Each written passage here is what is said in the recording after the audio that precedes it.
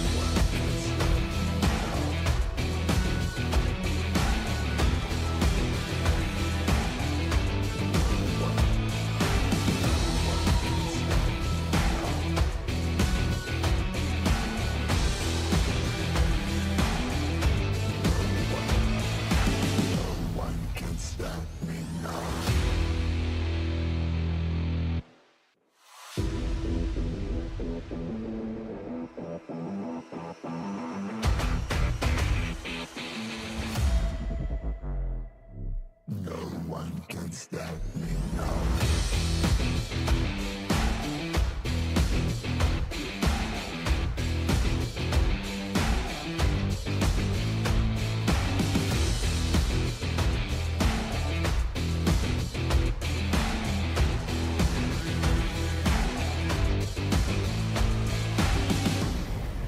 No one can stop me now.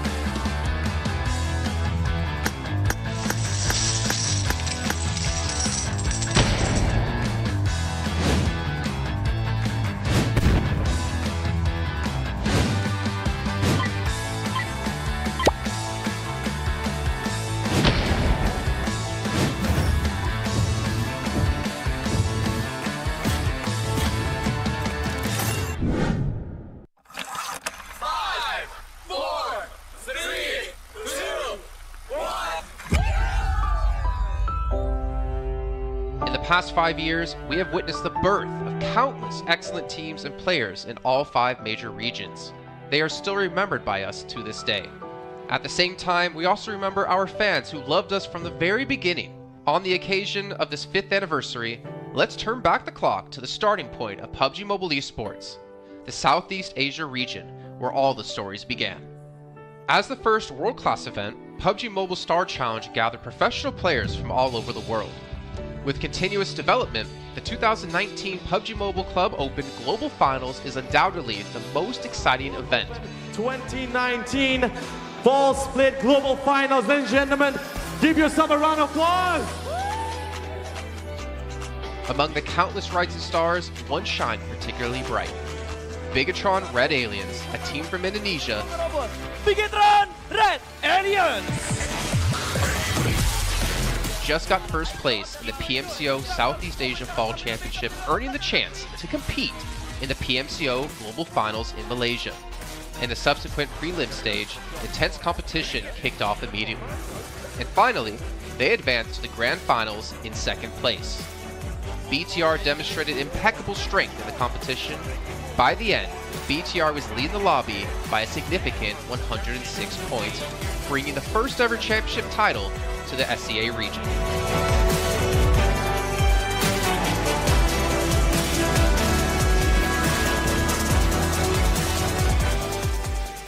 Di saat itu siapa yang nggak kenal dengan nama Bigatron gitu? Tim yang punya segudang prestasi, mereka juara dunia di PMCO Global Finals tahun 2019. Mereka banyak banget melahirkan pemain-pemain berbakat, Zuxi, Luxi, Ryzen, Microboy. Terus habis itu Zuxi, Luxi juga saat mereka menjadi juara dunia, mereka berada di masa prime-nya mereka banget. PUBG Mobile Esports always strives to develop and grow year after year. That's why we made sure to continue the support and build the SEA region. In 2020, the improvement of the competitive schedule introduced the World League, which later became the World Invitational. We also launched the PUBG Mobile Pro League, where even more outstanding teams joined the competitive stage. In the 2020 PMWL, BTR once again clinched the championship in the East. This had given Southeast Asia the title of the strongest region in the world. They hoped to continue their legacy at the PUBG Mobile Global Championship, the pinnacle of PUBG Mobile Esports. However, BTR was not able to repeat the performance from the previous year. Two teams is going to get those this round. Winner, chicken dinner. Nova XQL. With the rise of Team Nova, countless brilliant moments were had, but this also left many players with regret. After BTR Red Alien won at the Global Championship in Kuala Lumpur, we thought C region was the best. We thought nobody could beat C region except maybe RRQ Athena, maybe Illuminate the Murder, maybe Mega Conqueror. But C region was the best at the time. And we get to the league. We heard of a team called Nova. We thought maybe this team is not that good. On the contrary, they owned all the teams. They were very good. Let's move forward to the year 2021. With continuous efforts, more teams and players joined the Pro League. For example, Xavier, who placed third in the 2020 PMWI East League, also secured second place in the PMGC East League. FaZe Clan also made their debut on the world stage. Có thể nói 2021 là năm thành công nhất của Dingo Xavier trên đấu trường quốc tế, khẳng định vị thế và tên tuổi của Việt Nam vô cùng mạnh mẽ. Còn với FaZe Clan, đây là năm đầu tiên họ đặt chân đến với giải đấu cao cấp nhất của PUBG Mobile, nhưng lại khiến tất cả những đối thủ khác đều phải dè chừng và e ngại. Undoubtedly, the year 2022 has brought the greatest changes to the SEA region. Vampire Esports emerged, dominating 2022 PMWI, winning both the main and after-party tournaments, while also setting records for most chicken dinners, most eliminations, and more. They were not only facing competitors from the SEA region, but from all over the world. Everyone was talking about VPE and wondering if they can maintain their performance at the Global Championship or if it was just a stroke of good luck. On the last day of the 2022 PMGC Grand Finals, VPE won 3 chicken dinners alone, moving from the bottom of the table to 6th place, achieving the best result for the SEA region. They pulled off another miracle, but sadly, it was not enough to win it all. In 2023, VPE continued their impressive performance. They once again won everything at the 2023 PMWI. 2023 PUBG Mobile World Invitational Champions, Vampire Esports!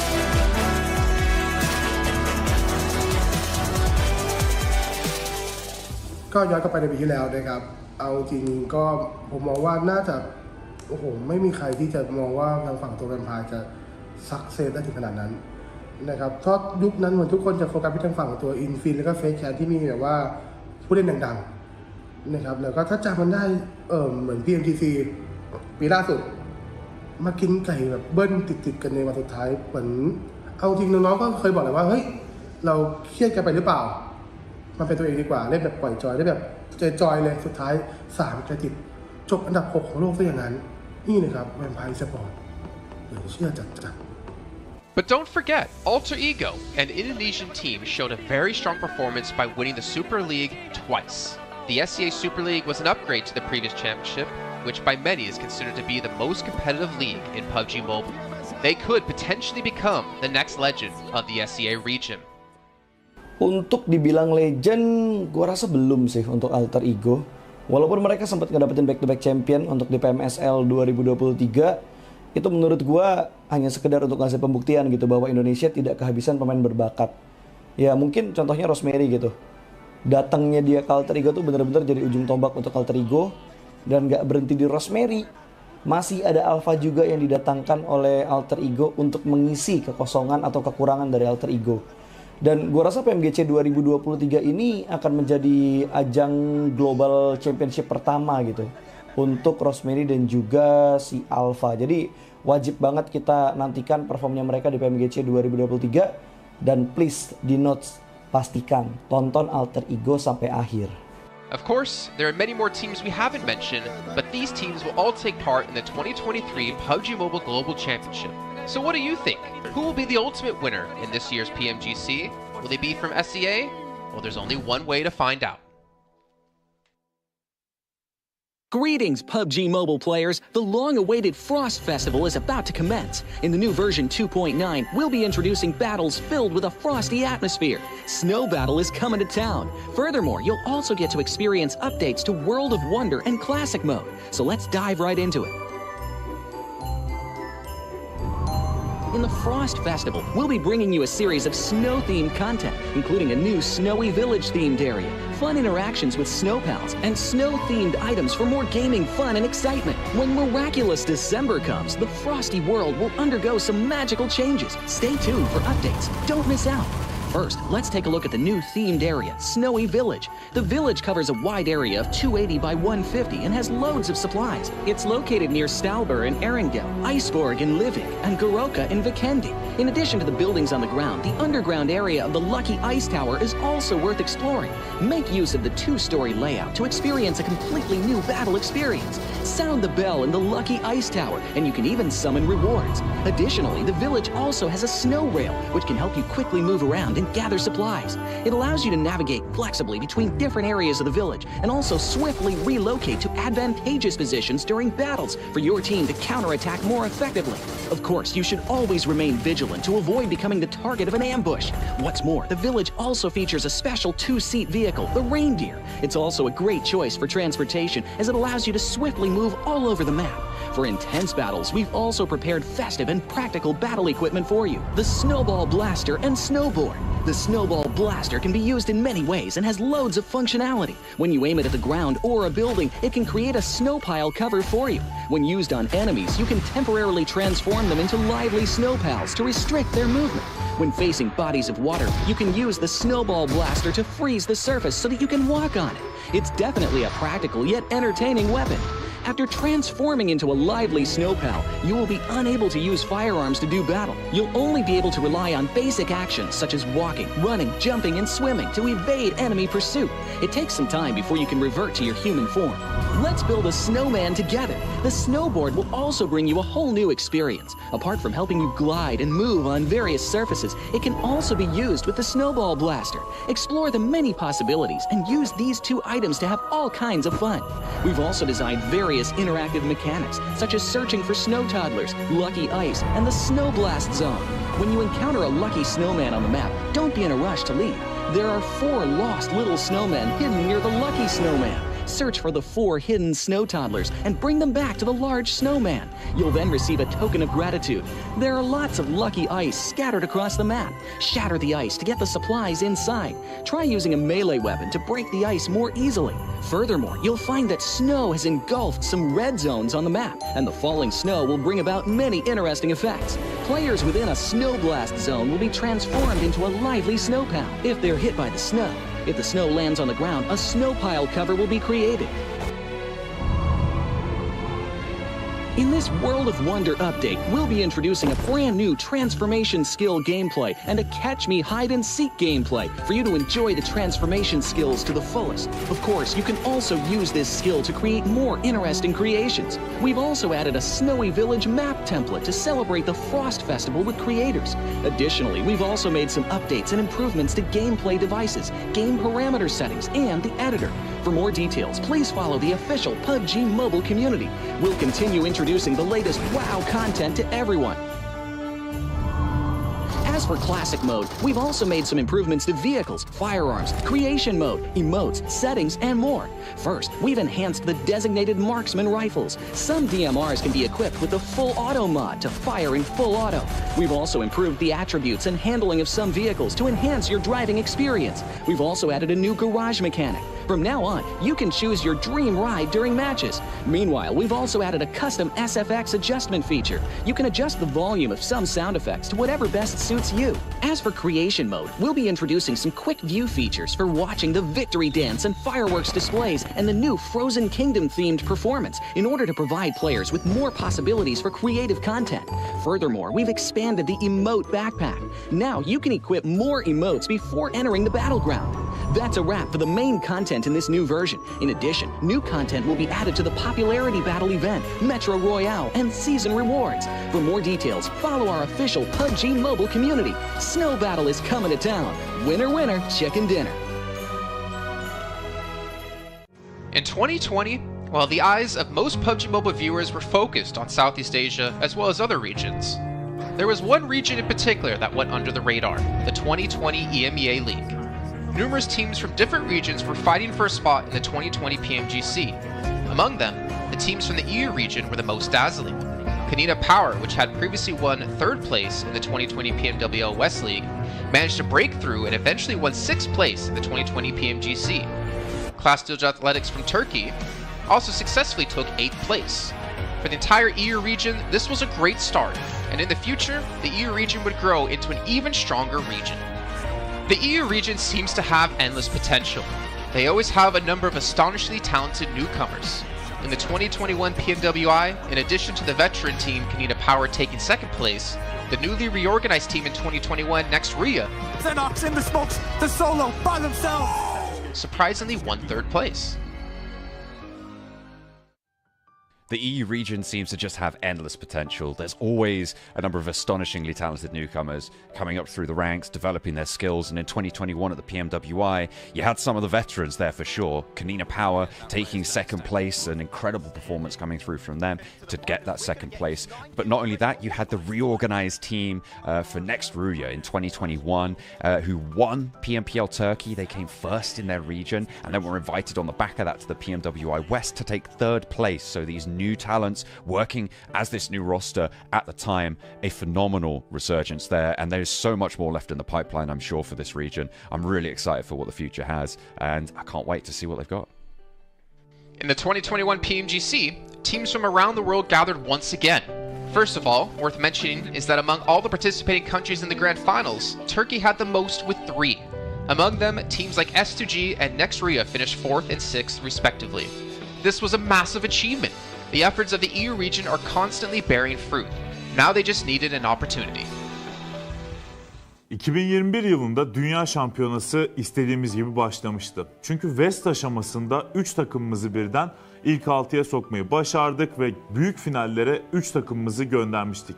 S2G 4. olarak buraya katılma hakkı kazanmıştı ve kadrosunda Rip7, Timber, Kalse, Sylas gibi isimler vardı. Büyük finallerde ne yapacağını çok fazla kestiremiyorduk temsilcilerimizin, çünkü dünyadaki takımların iyi performansları söz konusuydu. Büyük finallerde temsilcimiz S2G 4. olmayı başardı. Nexuya 6. olmayı başardı. Maalesef Fenerbahçe ilk 8'in dışarısında kalmıştı. Ama bu takımın ileride çok iyi şeyler vaat ettiği konusunda herkes hemfikirdi. Next, let's go directly to the 2022 PMGC. At a time when everyone was focusing on whether Nova could win 3 consecutive championships, a team that was not originally a favorite to win was about to become the focus on the stage. S2G performed consistently in the first 2 days of competition, always maintaining a position at the top of the leaderboard. And on the final day, S2G changed its conservative tactical strategy and sought to gain more elimination points in the last few rounds. And in the last round, S2G secured the championship with 15 elimination points. The champion of 2022, it is S2G! They finally broke through and made history for the EU region. 2022 Dünya Şampiyonası bizi büyük zaferler getirdi. Tabii ki Dünya Şampiyonası başlamadan önce bu zaferlerin geleceği konusunda çok bir fikrimiz yoktu. S2G kadrosunda bazı değişiklikler yapmıştı. Takıma yeni katılan oyuncular vardı. Özellikle Reis ile birlikte takımın form seviyesi gerçekten çok yüksekti. 2022 Dünya Şampiyonası finallerine 2 takım göndermeyi başarmıştık. Bir tanesi S2G, bir tanesi Fireflux.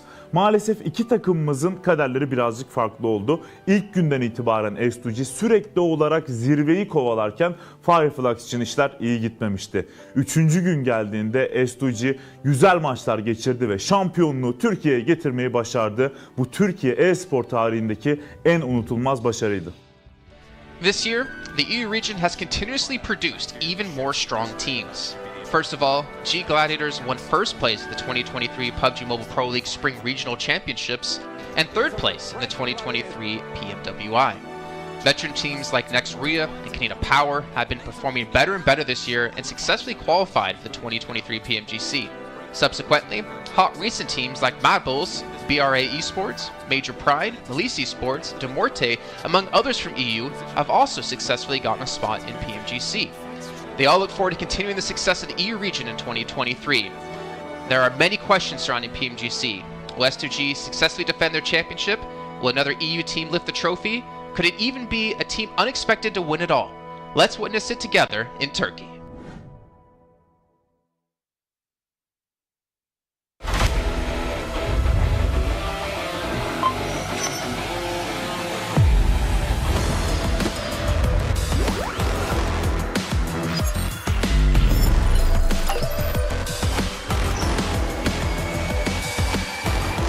I'm Gold Investigator. Join the Investigator team and let's protect the game's fairness together. 2023 Popularity Annual Gala event tutorial. Hey there, welcome to the 2023 Popularity Annual Gala. We've introduced a brand new competition and upgraded rewards. You will have to go through 10 rounds of 1v1 matches and compete to become the first ever PUBG Mobile Popularity Annual Gala champion. So let's get right to it. New competition, ladder competition. The Popularity Annual Gala event will be utilizing a new ladder promotion system. Players' initial ladder grade will be determined by their battle points at the end of the first round. Ladders are divided into 6 grades: Triple S, Double S, S, A, B, and C, with Triple S being the highest. Ladder promotion rules. Players are ranked based on the popularity they gain during the battle period. For rounds 1 to 9, the ladder results are settled at the end of every round's battle. Apart from ladder grade C, each ladder has 100 spots, with the top 20 promoted, the middle 60 retained, and the bottom 20 demoted. If you're trying to move up the ranks, be sure to stay within your ladder's retained threshold or higher before each round is settled. Additionally, ladder grades can only be promoted or demoted by 1 grade at a time, so your performance in the assignment round is crucial. Be sure not to miss it. Final showdown. Based on the rankings from the previous 9 rounds, round 10 will be the decisive showdown to determine the final rank and ladder grade placement, including the champion of the 2023 Popularity Annual Gala. Who will emerge as the ultimate winner? New exclusive rewards. At the end of round 10, rewards will be issued based on the player's ladder grade and final rank. For outstanding players, they will receive exclusive rewards that can showcase their supreme honor both in and outside the game. In-game rewards include the Honor Title, Honor Name Tag, and Honor Avatar Frame, which are sure to make you stand out.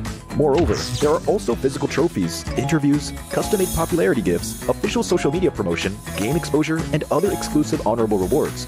Gain global renown both in and outside the game.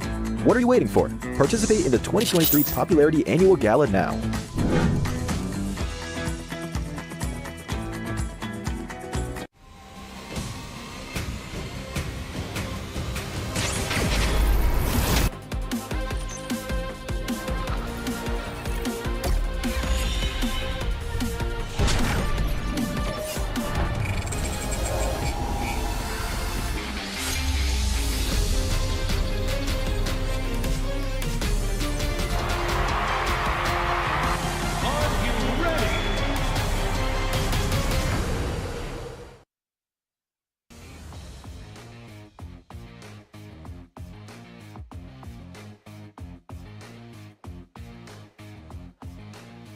Welcome back to the PMGC 2023, and this is going to be the last chance stage here.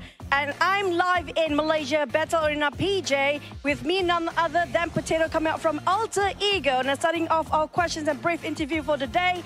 Now, for Alter Ego, you guys were PMSL champions back-to-back for 2 seasons, but it feels like there's a lot of challenges for you in the PMGC League stage. What was the biggest difference if you compare during the PMSL and even the PMGC now? Oke, jadi buat Alter Ego sendiri, kalian itu back-to-back champion di PMSL dan sekarang kamu berada di survival stage PMGC.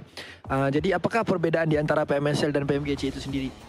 Oke, kalau perbedaannya menurut kita sih dari segi adaptif di tim-tim global ini ya. Karena dari segi adaptif atau adaptasi mereka sangat-sangat kuat lah.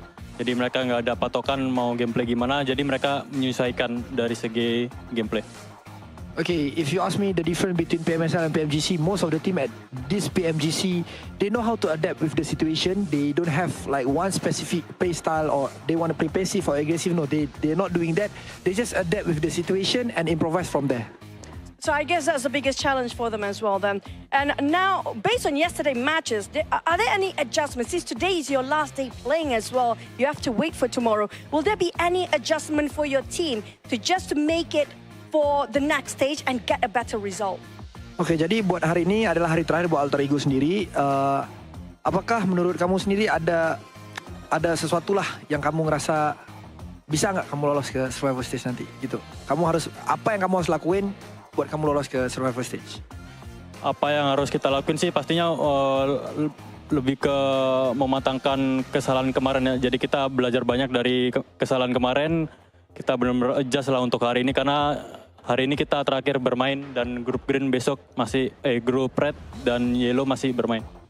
Okay, so for me from Alter Ego, we want to do our best. We already touch up our mistake. We already learned from the past, and yes, of course, today group green and versus red, but then red is gonna play in tomorrow. So I think we're gonna perform really well so that group red is not gonna qualify easily to the last chance. Now I'm gonna touch that for a bit more. Since you mentioned about your mistakes yesterday, and it's so hard to actually identify your mistake in a very short time, can you state out some of the mistakes that's quite major for your team? Ya, kamu ngomong-ngomong, kamu ada ngomong tentang permasalahan yang terjadi lah, mistake-mistake yang terjadi. Bisa nggak kamu cerita sedikit aja, apa salah satu contoh mistake-mistake yang terjadi di kemarin hari? Mistake yang kemarin terjadi sih kita belum expect sama keisengan Semnan ya. Jadi benar-benar dari semua map kita benar-benar deket sama dia dan lumayan mengganggu gameplay kita lah. So the things that I don't expect is the playstyle from Sem9. So that's the mistake that we learned back then is because of our drop spot in every map is quite near with Sem9, and yeah, we don't expect these things gonna happen, and yes, they give us so much trouble. I mean, that's the unexpected to be happening on the global stage, definitely now. You mentioned about Sem9. Are they one of your greatest threat when it comes to this stage, or will there be somebody else so far? Kamu ngomong Sem9 nih, kamu mention Sem9. Apakah Sem9 itu salah satu tim yang kamu ngerasa PR terbesar kamu, ataupun ada tim-tim yang lain? Enggak sih. Karena emang kemarin iseng aja, kita nggak expect dia bakalan main se-iseng itu. Okay. So basically, it's not really Sem9 is our biggest threat, but then we just don't expect they're gonna play like that.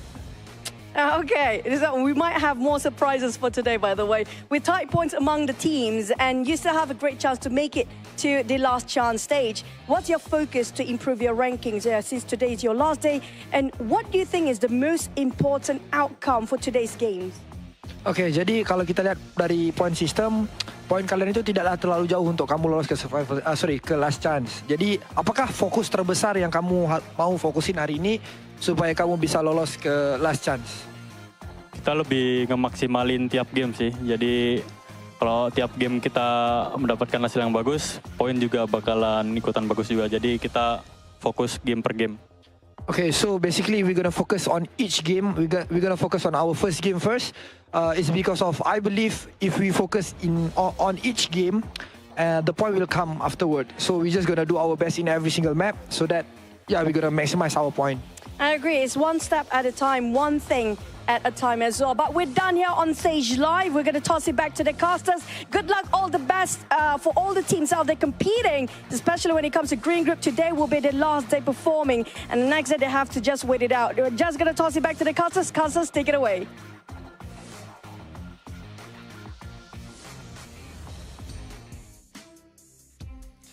Well, as you heard there, Potato, Altigo, and all the teams from Group Green, this is your last chance, your last 6 matches to get as many points as possible and potentially keep yourself in the safe zone. I'm Jason Kaplan, and we got Maxman and Kalaris here on the desk to break down everything happening, obviously, yesterday and what's to come up today. And honestly, Max, well, no, wait, I'm not going to go to you, Max. I'm going to go to Kalaris first. Altigo had a rough day, to say the least. Yes, they did, and I VOD reviewed them quite extensively. So obviously we heard in the interview there that, you know, Sem9 was one of their downfalls. Luckily for them, they're not playing today. However, I think that is not the issue for them. Yesterday, the issue for them in 4 games out of the 6 was unnecessary risks. You think back to the Sandhawk, you get caught in the water, BTR takes you down, you're done. You think, and the other water scenario on Erangel as well, that was not required whatsoever.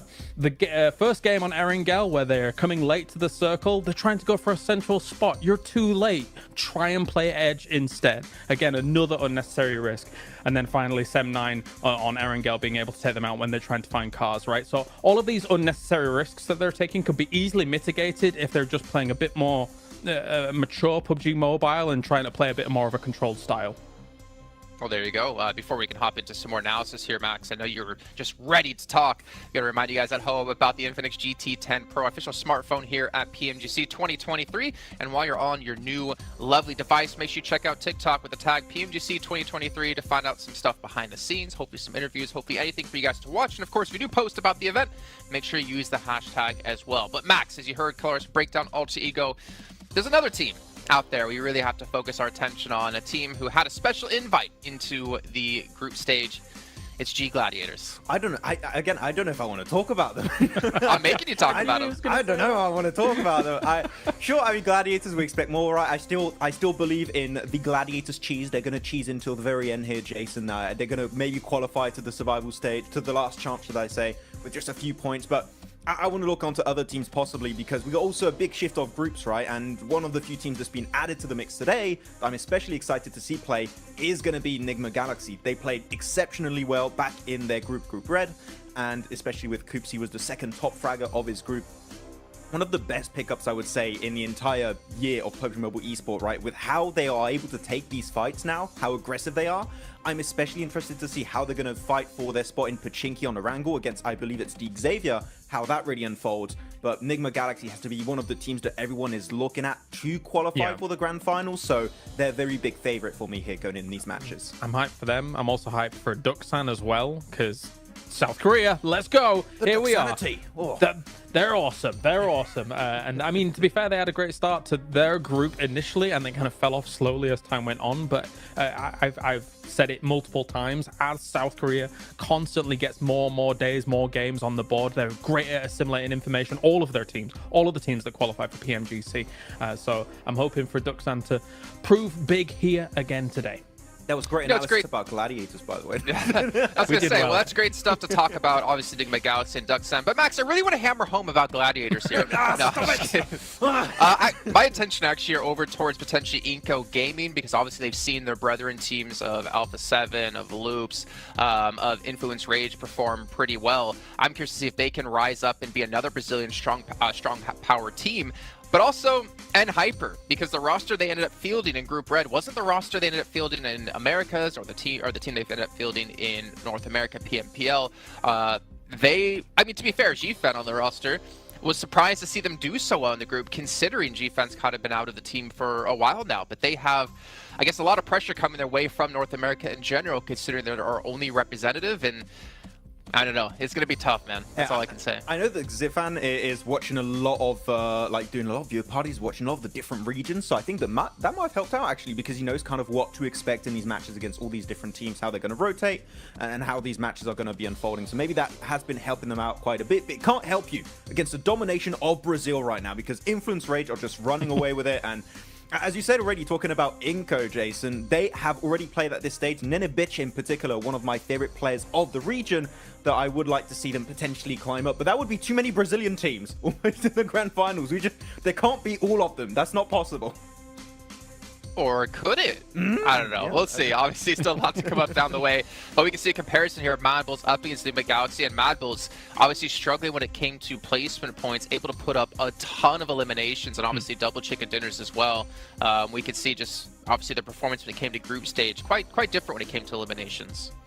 For me, Enigma Galaxy, I do feel like they were the one surprise for me, especially out of Group Red, to not advance through to the grand final straight away. I mean, they just fell short of Morph by a few points here and there because Enigma Galaxy had a great start, and we know this team as a very formidable roster. I mean, I think a lot of people put a lot of stock in if Coops is gone, then if he's eliminated early, then maybe they don't have much legs to stand on, but I don't necessarily hugely agree with that. Of course, he is a force to be reckoned with, right? And somebody that is going to be sitting very strongly with him, as you can see with the 43 eliminations. But this team still is able to play a macro game, even if Coops is gone. It's just that he is quite the powerhouse to speak of. I mean, thinking back to PMWI, Max, we did see Coops kind of be similar to Nomi, similar to Matic. He was kind of off by himself, but also the funny thing was he was the tip of the spear, it seemed, in most parts. He would be like the first one across the rows to get position for his team, but he'd be so confident and so successful to be able to do that it allowed Enigma Galaxy to kind of adapt their style quite a bit to how Coops can perform to his best. If you're Enigma Galaxy, you don't need an IGL. You just need to, Coops is engaged, we just follow Coops. Enable him. No, just enable Coops exactly to kind of take these fights, because clearly, as you said, he is the spearhead of these scenarios. He is the one that is leading the charge for this fight.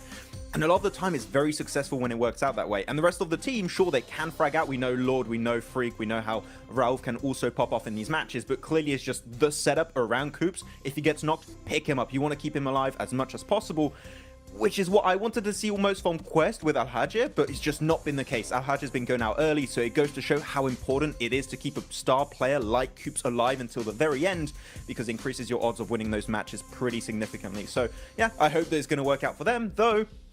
If you're looking also on this graphic, Regio Seal, currently Reject, we had some great moments, right, Kalaris, in the group stage, but they've been a little bit invisible currently at the start of this tournament. There's still a bit of time for them to come back and hopefully qualify for the last chance, but Reject have not had the start I was expecting, and that might be also off the back of that long break between Group Green and now this point of the tournament. Honestly, I have a bit of a grim outlook for Group Green, in my opinion. We'll also take a look at some of the highlights, because, I mean, you've got 6 of their teams not able to make it happen yesterday, right? I think Alter Ego was the top out of those 6 teams with 22 points, and that's kind of why I focused on them a little bit in my VOD review from day to day, because I do feel like Alter Ego is the one that can try and get out of that rut that Group Green has put themselves in yesterday, because it is their last chance today.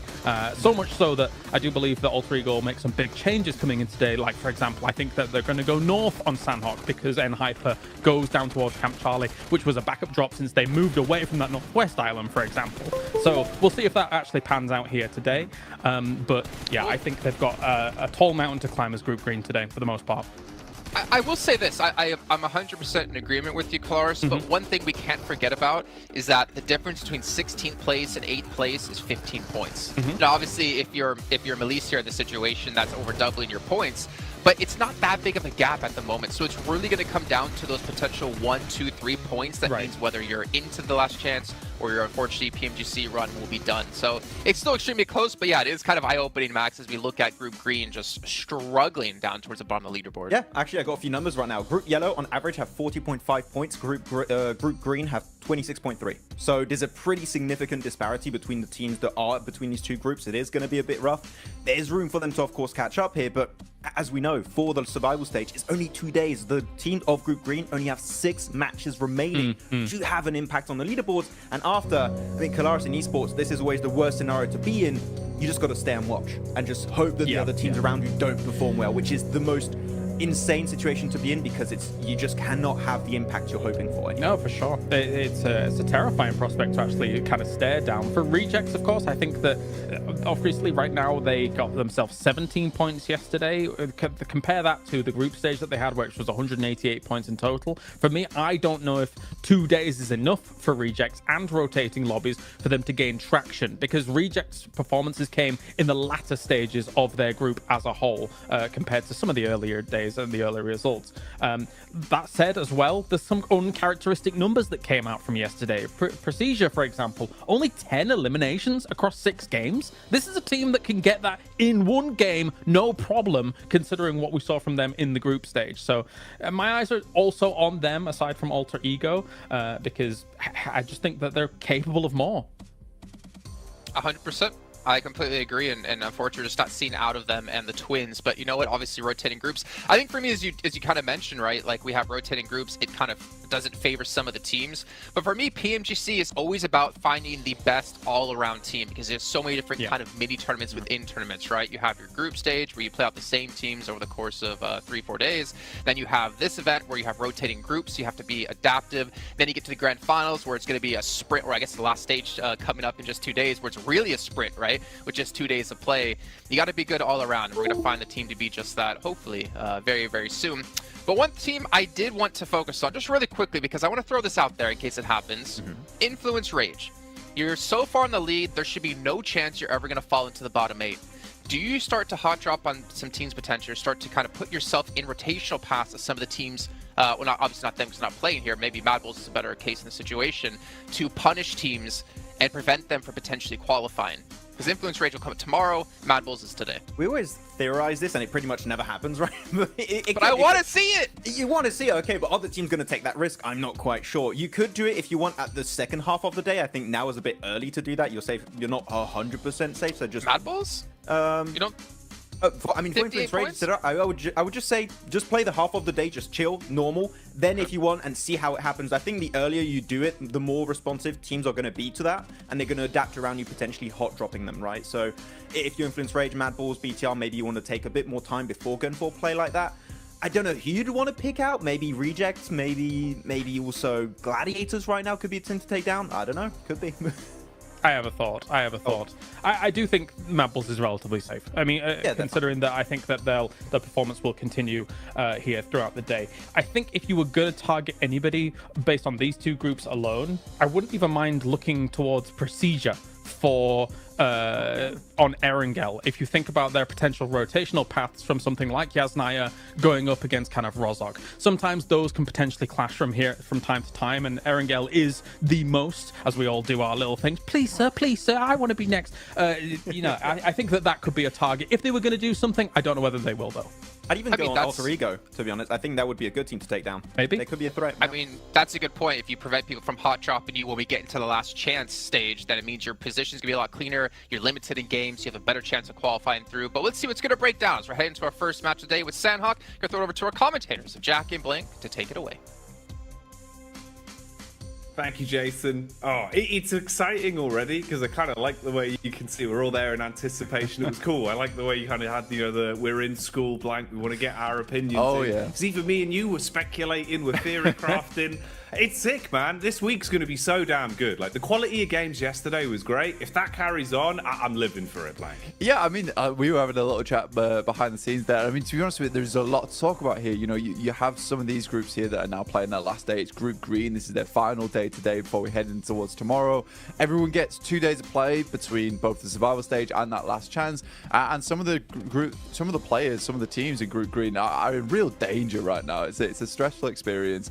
You do Alliance, they look happy, they look ready to go, they look very, very excited to get things on the road here. They had a pretty good upwards trend over in their group. Didn't start off so strong, but ended it quite significantly well. Obviously not getting in towards that direct invite stage, but yeah, for Group Green, things do get a little tough here. And you know, we were chatting about, like, you know, there's really only a couple of teams from Group Green that we actually thought were fairly decent towards the end of it, and it kind of felt like the group of death. But the more we look into it, the more we see there's actually some very, very good teams in some of these other groups that definitely deserve more praise.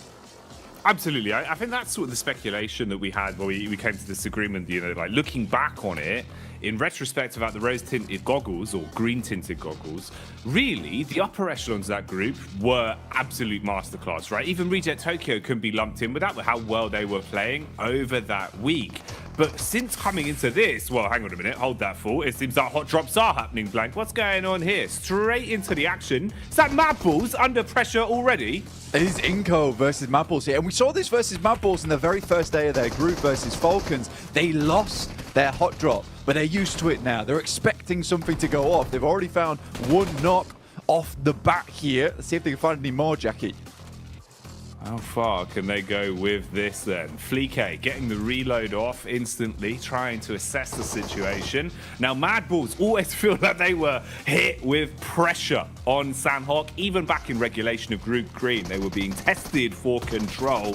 Inco are the ones that are starting to show up here, though. Early damage done. Fleek down by the DBS. Another knock coming in, Blank. Bit of a trade, but now we're seeing them both be severed. Lots of damage across either squad now. It was one apiece, but Inco were able to get that res off there. Vitali will finish off Fleek in the meantime. Zerich desperately trying to hold his own. Becker trying to head down the stairs. Nice little peek out coming through from Inco. Only one Mad Bull left remaining, but it's Tulika. He was having a fantastic day yesterday. Not about to let this game slip out of his hands, but he's only got one teammate left to bring up, but a huge amount of damage onto Squash.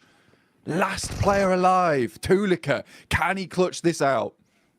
Oh, is it going to be burned clutch like a used car salesman? Drop down for Squash, seeing if he can clear his way through as the bullets come flying. Tulika calls for the backup of his teammates, rotating further over so he's got room to try and pick him up later if possible. Doesn't peek off the back of the bait of the movement either, so Squash still holding. Frozen expires, and it's all on Tulika for good. No chance of getting his teammates back, so worst case scenario has happened here. Even if either one of these solos get away and give up the final elim, you have crippled yourself coming into the opening game today. And this is it, Blank. They've got to roll with the punches now. Yeah, Nima Galaxy also having a little peek in here with Ralph off in the distance alongside of his teammate. So this fight is not going to go well either way for both squads right now. Tulika is on the broadside, will be spotted almost immediately. This shotgun that Squash has found himself alongside with the SK-12 that he's currently holding on to, it is just stressful to deal with now for Tulika indeed. One shot will be enough to take him down unless he's at distance, but for the Mad Bulls, this is still sort of an important fight to win out on, right? You do not want to be losing your spot in Ruins. You don't want people to be feeling like you're an easy prey come towards that direct invite towards the PMGC, that global championship. So for anyone watching, all the other teams are already qualified. You know, Mad Bulls having to put on a bit of a performance here, a bit of a display. Goodbye.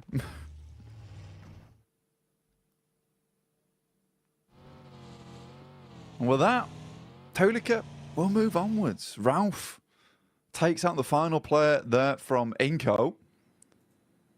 Difficult stuff ahead now for Tulika himself. Be moving forward here, Jackie. Oh man, that is a rough way to start this off, Blank. You know, we're coming into it thinking that we have time to speculate, give a bit of a lay of the land, if you will, for our viewers at home. We got Jason's favourite, just what he ordered, you know, fresh from the oven there, the hot drop specialty. Mad Balls just walking away with just the one man as well. The worst case scenario, really, Blank. And then a third party to steal that last elim. Ooh, wrap that up in a neat little package. If that isn't a little taster of the sort of shenanigans we're going to be seeing today, then I don't know what would be. You know, maybe like a beef stroganoff. Yeah, I mean, for some of these teams, some of these squads, right, it was kind of interesting because we were sort of speculating, is Mad Balls going to be one to hot drop? In the end, they have to, but it's Inco who does engage that. And I think for Inco, maybe not the greatest thing to happen. I mean, we were talking about how, you know, here on Sanhok, you do want to try and get as many points as possible, squeeze out as much as possible from this map, because you're only going to see one of it anyway. You don't want to go heavy on these games. Tixie all by his lonesome here. No one else to help him. He's got a DBS versus the three-man squad here of Quest. easy. Straight around the corner. Easy two-pump, double barrel action. Straight into the face of Kitsune as well. Causes him to go bounding around like a very aggressive bunny rabbit. And he's put the foot down, Blank. At least hits onto a one. The sprint out as well. Basically just offering themselves up as sacrifice there. Those are some freebies for Gladiators. You get the response in as well for the situation. Get everyone back on their feet. You're going to be happy with that. Yeah, you're going to be really, really pleased with the fact that Tixie's able to hold his own on this compound. It is typically where Tixie does play as well, over towards this eastern side, able for the rest of the team to get over towards him as well. And I think that is nice. That's a nice regroup coming through from Gladiators. A lot of times they've been fairly slow on that approach. If one player is all on his lonesome, backup doesn't come half as quick enough a lot of times. So for Tixie, he is thanking his teammates, clapping them on the back there. That is a very, very pleasing result for Gladiators. Not so much for Quest, currently on 13 points. It's not really looking too good for this team, even after the absolute mad plays we saw from Al Haji yesterday. I don't know how much further Quest is going to be able to get into this tournament, but I think next year is going to be a really good year for Al Haji, no matter what team he's on. I think they've done well, at least in kind of winning the hearts of the fans a little bit as well, with the time we've seen from them on camera, the way they've come across in their interviews, and the resilience we saw, at least in regulation, back in Group Green, right? You know, for them to actually fight through and even still be in the tournament in a position where we can still be talking about them right now, Blank, at least for me, was impressive. It just felt like there was a little bit of room for them to get another step forward. It's a shame how some of the games have gone for Quest, especially yesterday. It was rough. It was raw. Misery back on screens here, though. Evos instantly aggressing, looking to try and build themselves a few points on this one. Misery got the early knock off with the UMP. Redface and Co now moving in to clear out the upper compound as well, and flushing their way through anyone that dares to peek into them. Yeah, it's a nice little fight there from Pasija Evos versus N-Hyper, leaving them down to one player now. And I think for Pasija Evos, this is very well set up. Yesterday didn't look too great for Pasija Evos. I mean, they were doing extremely well over in our group stage, but kind of fell off just a little bit there towards our first day of play for Group Green. 21 points, though. It's not terrible. It's not ideal either, but it's good enough. Pasija Evos, it is just Misery now coming up against some of the players here from NASA. Xenox will open things up. What more can he get done? Bullets down range early on. It's good high ground, good position to be in. They've got a great understanding of where exactly they could be potentially fought from. Bit of a move on the go here as well, as we see the rotation from Evos off the back of their cleanup. Now finding a bit of a safer compound to play in, but they've been startled, detected from across the road. We're lying in wait. It's Melise of all squads. Hit and miss yesterday, Blank. Honestly, to be fair with you, mate, I feel like we saw a truer test of them, at least in Group Green. You know, from what we saw yesterday, it felt like they were struggling a little bit. Even CEO later, there were times where it felt like this guy was a bit of a one-man army. I don't feel like he was as quick to the mark yesterday. I'm hoping, obviously, with a day of rest, you've come back in a little bit more fresh-faced today. Would like to see some improvements from them today. Yeah, I mean, for the Turkish squad, it's just a little bit difficult for them at the moment. I mean, they've been making a lot of right moves. And I think for an edge team that likes to kind of read into opponents' movements around the map and cut the legs out from underneath them, they did a good job of it in terms of theory, right? In theory, where they were playing, it was all fantastic. Then they were going down to these engagements. They weren't always able to win it out very cleanly with a four-man squad going onwards and just clearing from there. And they ended up just losing games very early on. And this kind of the risk with playing edge a lot of times whilst you're holding out and guarding those edge sides is that if you get into an engagement there, you lose it, right? There's not much chance of getting very much further into the game. For other teams that like to leapfrog from edge and then send towards a kind of a middling position between the center of the circle and the outer side of it, you have much more chance to get further into the game and maybe pick yourself some pretty consistent placement points off the back of it. And we had a really good conversation as well yesterday, or even this morning, actually, bloody hell, mixing up my time zones. It's all going so quickly right now, where we were talking about, you know, look, some of these teams yesterday just came out absolutely swinging, and I think in this format you have to, whereas other teams sort of got in their own heads a bit.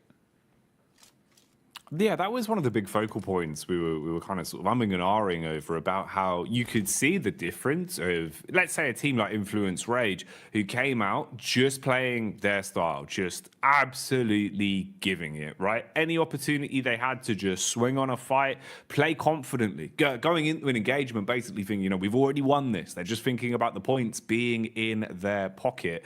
You're going to have so much more of a better time of it than going into it giving so much respect to teams, overthinking these situations. And we've seen that change. A lot of our squads from Group Green, it feels like their play styles have kind of flip-flopped more so than anything compared to what we were seeing during that regular point. This is an interesting one, actually kind of ties into that. You can see here, Reject Tokyo at least getting a bit more confidence to fight and contest for center control. A little bit lucky there in terms of the draw of the circle, but it works out. You've got a compound, you're in a good spot, and they're going to be pleased with this, mate. They'll be chuffed with that blank, because when they had center control, when they felt comfortable early in a compound, this is where we saw some of the better games from Reject, because honestly, they're great on defense, good comms. It just felt like getting there was rough for them. They've been playing a lot of edge, and it hadn't been working out too well. I'd hope that would be a positive change.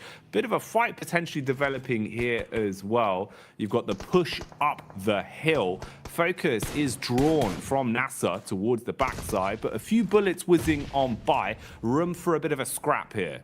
Yeah, I think for Enigma Galaxy as well as Nisa, this is a case where potentially Enigma Galaxy will just think about just swinging wide of this, potentially trying to get in underneath towards Painan.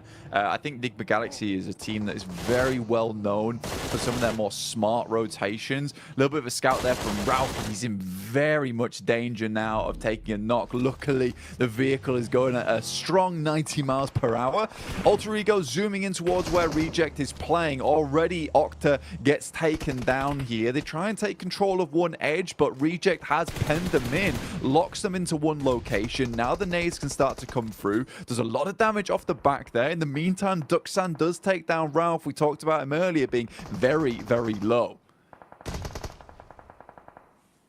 Pins pulled on the nades for Alter Ego, looking to see if maybe there's a way they can defend themselves with these bad boys. Problem is they've already taken so much damage. Reject Tokyo setting themselves up. They're trying to reset in terms of the defense and readjust what positions they're playing from so they can support each other a little bit easier. There is nades in play as well. Reject Tokyo normally very good on lining up those double nades. That could be something to come back towards. For now, we'll see what's happening up on the hillside as well. There's been a bit of commotion here. Teams have been making their presence known, and that high ground control is going to be worth its weight in gold the longer this one goes on. So pressure being applied there. Rotation coming in as well. You've got Alliance on the move as they start to make their way over. Drop in the smoke so they've actually got some cover to work with. And you'd need it because Melisse are close by and they're eagle-eyed, Blank. They've got eyes like a hawk. Yeah, for Yudu, this is probably one of the toughest rotates currently happening on around the map, where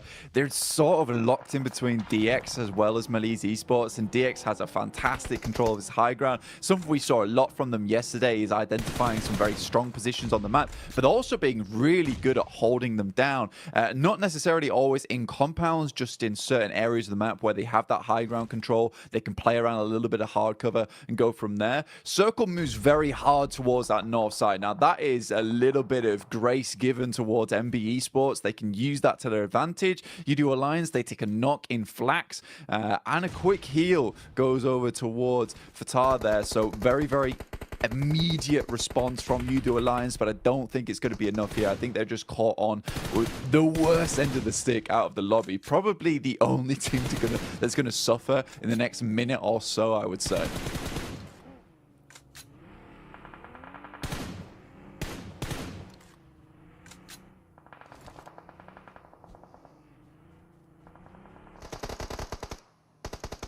Melisse Esports on this side of the map. Now, Kissu does go down. Poser has a nade in hand. We'll send it over towards Nisa, but Melisse Esports, again, just crumbling a lot during these days. Again, Nisa, 5 eliminations found so far. Really, really good stuff from them. I think this is interesting because it is a lot of these squads that we see a fair few times that just come into these games swinging. They tend to do well, and I would say that this is a very, very good and promising mark of the game going forward here, Jackie. I'd agree with you, man. It feels like, actually, we're getting into a bit of a groove now, a bit of a stride for some of our teams. A lot more aggression displayed early game as well here with the culmination of the two groups we have in today's lobby for survival stage. Now, they were being pulled and pushed in multiple directions here. It felt like they weren't quite sure which fight they wanted to set their gaze on, but now they've been thrust into one. They have to try and survive, taking a ton of damage up against Evos. Good lay of the land from Link as well. Knows to look towards the distance, can see just over the ridge side where his next opponent is coming from. They've got an understanding of where exactly he's playing towards, but with the bullets connecting, they're going to start to farm up these elims. Malice, meanwhile, are crashing down as well. This is Judo Alliance still trying to push over that hill. They've been doing this for quite some time, Blank, and maybe it's going to start to work out. Nice connection onto Levites. He's dropped and finished off for good, and they're still pushing in. Yeah, Cluck's doing a really good job here. I actually like the thought process we saw from Udo Alliance. Unfortunately for them, DX follow them down on that south side, which is a really cool play from DX. You don't a lot of times see teams chasing on this situation. In the meantime, Reject desperately trying to hold on towards their central compound. They left it, they moved towards that north side, but they did face off versus FaZe. But they're currently still in a strong position. Gladiators, for them, this game is very, very important. They already started things off really well with a 4 limmer. It would be absolutely strange and weird circumstance that we see Gladiators get the majority of their points done on Sandhawk. As we know, they are horrid at this map. This is a map that they do not find a lot of success on, but already they're up to 7 eliminations. With 4 players alive, this is starting to be a really good run for them. There's an itch in the back of my brain just reminding me of one of the Sandhawk games we saw from Gladiators quite some time ago, Blank. And I just remember it starting off in the same kind of way. When the pressure's on Gladiators, when it feels like, the story's not going to happen, the crazy comeback towards the end is never going to be there. It feels like finally that Cinderella story won't be written. Something like this happens. We've seen it before on Sandhawk. I don't know what causes them to play like this sometimes, but they've certainly had their breakfast this morning, and they're coming out with some fibrous maneuvers, looking very solid in the moves they're making. 7 elims to the name, Blank. How much longevity have they got on this one? We'll keep our eyes on it because Gladiators need a good game, and the individuals are playing to prove that. Yeah, they desperately do. Right now, facing off versus Duxan, not an easy team to go up against. MB Esports, they lose Fistboy on a knock. That's to DX, who are doing a really good job over on this eastern side, just clearing their way through. Up to 3 eliminations now. Alter Ego also chiming in. Bit of a better rotate from them over towards this south side, able to take over that compound that Reject were holding on to. I think a lot of that comes off the back of the fact that Gladiator was able to get some really good pot shots between the windows, knock some of the players from Reject. Very much slow them down, bog them down. More nades sailing in from Gladiators, taking out the remainder now of Duxan. FaZe spots out some of the players from Gladiators, will take some pot shots towards them, over towards that western side. Chow gives his life for the rest of the team, but it's just Paragin now. With Lamborghini down, he is able to get in, but this is more of a survival game for them. Great circle here for the Gladiators. The last minute men, as usual, very much feels like back towards my university days, where the deadline's looming and then suddenly I'm in the library for 24 hours. That's how it always goes with Gladiators, man. I sympathize with them a lot, Blank. I'm the same. Unless the deadline's there, it's not getting done. And that's the way they play. And honestly, it's working wonders for them right now. Again, with every time we're looking over to them, they're starting to build up more elims.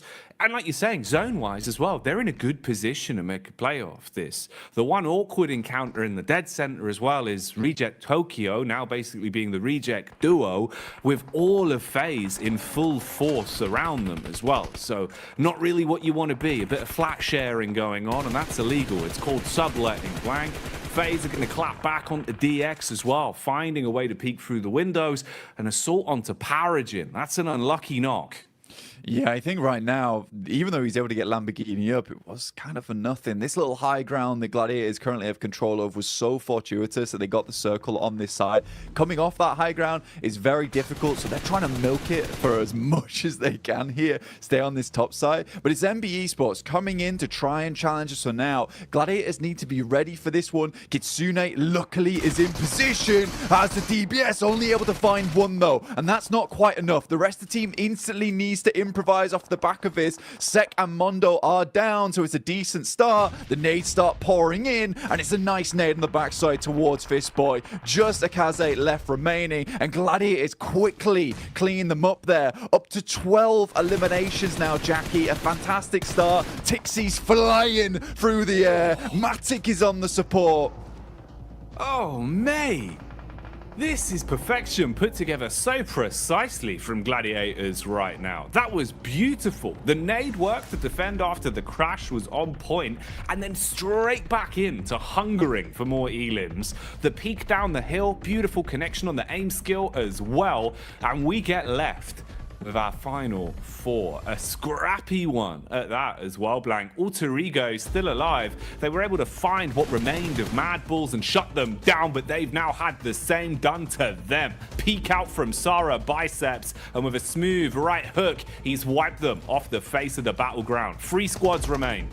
Gladiators currently on the outside edge right now. It's FaZe with a very strong position. Alter Ego still need to work their way in as well, but they went out earlier on. Reject holding on. It's a good little game for them, but for the Gladiators, more points would be absolutely gorgeous for them here. If they could win out this game, they'll send themselves tumbling towards that top side of the lobby after just one match. So 20 points. Realistically, if they can get themselves 25 after this, they'll be very, very safe. It'll give them a buffer. They still will need to put in the work after the rest of the day, but they'll be in so much better stead. And taking that pressure off yourself this early on in the day is so, so nice. Taking the pressure off themselves and applying it to Reject Tokyo. Problem is, though, it's not going to turn them into diamonds. It seems like they will instead just buckle under the pressure.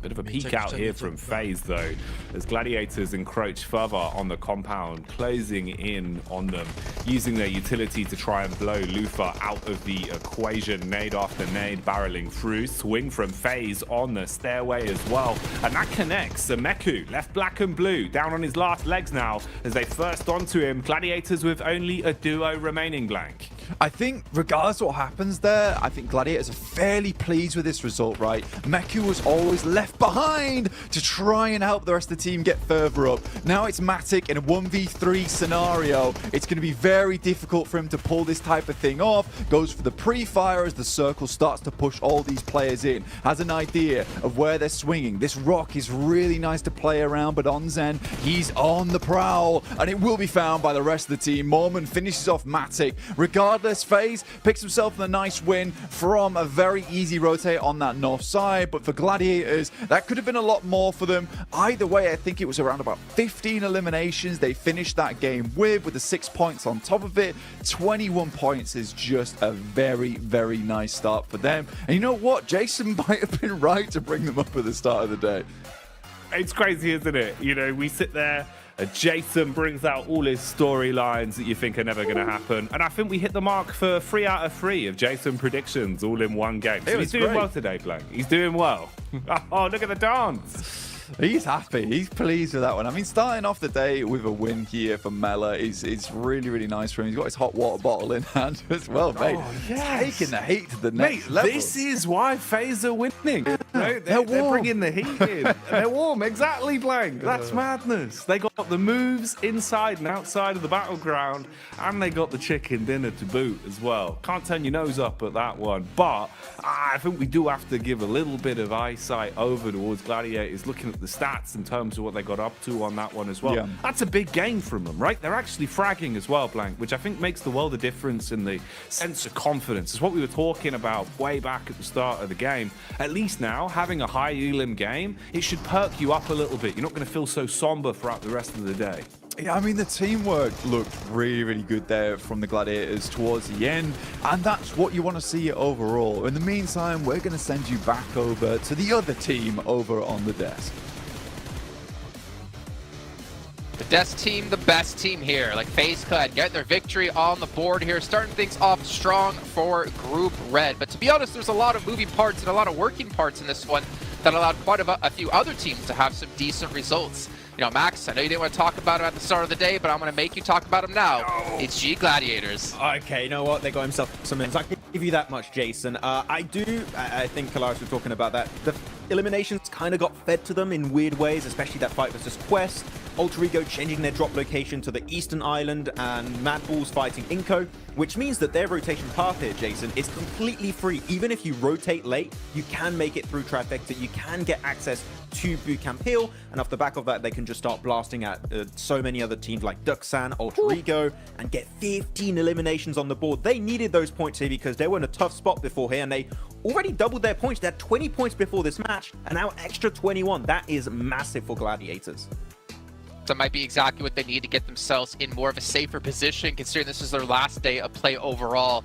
But another team we have to dive into here is Reject in particular, because the position they had, we were watching a little bit of a disagreement between you and Max in terms of what Reject decided to do as his own tried to center up on FaZe. So I think that they were trying to make the game-winning play, right? Like with some of their moves. They start in Trifecta, they had a 2-2, and they go to the compound, which in our region we see always as a focus point for some of these circles mid Sandhawk. Now, they realized Alter Ego's coming in behind them. They made a ridiculous blitz through. It was risky, but they actually got a lot of points from it, 8 points in total. That's by the by. Rejects here from this point on tries to leave this compound and go north towards FaZe. I think they already took one elimination off of FaZe, so they knew that they were weakened, or in a weakened state, but it was very slow, very unsuccessful trying to breach the position of FaZe here. So I like that Rejects was a winning move, but it materialized. At least they got high up in this game, I suppose. Yeah, I think that the situation they were in with Alter Ego playing the Road Trifecta compound is you want to work with Alter Ego and stand that compound for as long as possible to gatekeep other potential threats later on down the line. If you stay there with Alter Ego, you eliminate Nemo Galaxy, Deke Xavier, Duxan. You can also maybe eliminate some players of Gladiators as they get pushed down Bootcamp Hill, and off the back of that, you can transition through the rocks, maybe make over to FaZe. I think that was the better approach, but to be honest, the moment Deke Xavier died, right, Kalaris, they could play those rocks and survive super fine to the match. So it ended up working out, but I think there was maybe another option available. But that's the cool thing. There's so many ways to play it that you don't know which one might be the best at the end. I mean, yeah, I get what you're saying, like a symbiotic relationship in that compound for a little while. The thing I look at it is that they got third in this game, and would they have probably have got third if they'd have stayed in that compound as well? Yeah, probably. Yeah. But would they have got first? Almost absolutely not. So I think that, you know, they were trying to go for it all, and obviously it didn't pan out.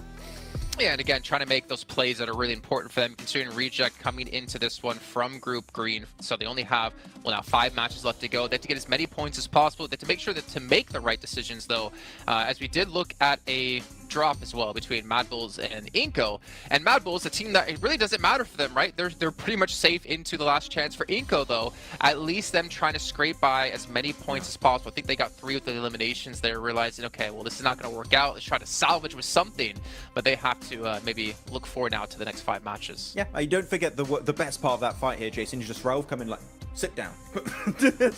just get rid of them right away. That was a good bit. That was a good bit right there. But yeah, it's a hot drop. It is normally Inko that would have to change that drop because Mad Bulls, as you touched upon, Kalaris, during that game, are already so comfortable. It is currently their fight to win currently in that position. If they win it, they clear it for the last chance. And Inko, they're just going to be maybe completely out of that position from the get-go. So yeah, Inko, cool. It's fair enough. There's only 1 of these maps per day. But you might want to try and think of avoiding those as much as possible because it can really impact your results over only 2 days worth of play. That is such a small amount of time that these hot drops can really impact your position. Yeah, it would be even especially more huge if there was more than 1 Sandhawk per day, right? But there's very little interest in giving up your position when you've done as well as you did like yesterday as Mad Bulls. One thing I do want to mention really quickly, because you said it while we were watching the game, and I kind of really liked the idea of it. We did see Alter Ego change the drop location, as was mentioned already on the desk here. They went up towards Cal. But then when the zone started to shift away from Corey, more centralized, and they were on the east side of Corey, you were talking about what do they do here in this position. And Clarence, I wanted you to bring that up just really quickly. Yeah, again, they're just playing really risky PUBG Mobile. Like going for these wide rotates, going up against Quarry, which is a very difficult place to transition away from. They have to bomb it through to try and make something happen. If they'd have come in from the north, it might have just been an easier time. But yeah, they did all right. But it was, again, very risky PUBG Mobile here. Yeah.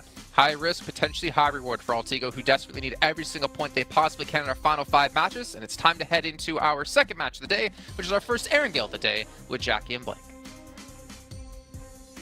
Ooh, the first of the 3 Erangels. This is good. This is always my favourite Porsche and Blank, because it feels like we start to get the more nuanced games, right, where we can kind of expect the more unexpected. But this lobby's already looking kind of wild, so we'll see what we get, Blank. We'll see what we get. Room for some treats. Yeah, I think that the guys on the desk touch on a really important point here, is that for some of these teams, you know, specifically what Kalaris was talking about really interested me in the sense that, you know, Reject, they go for the game-winning play at the end of the day.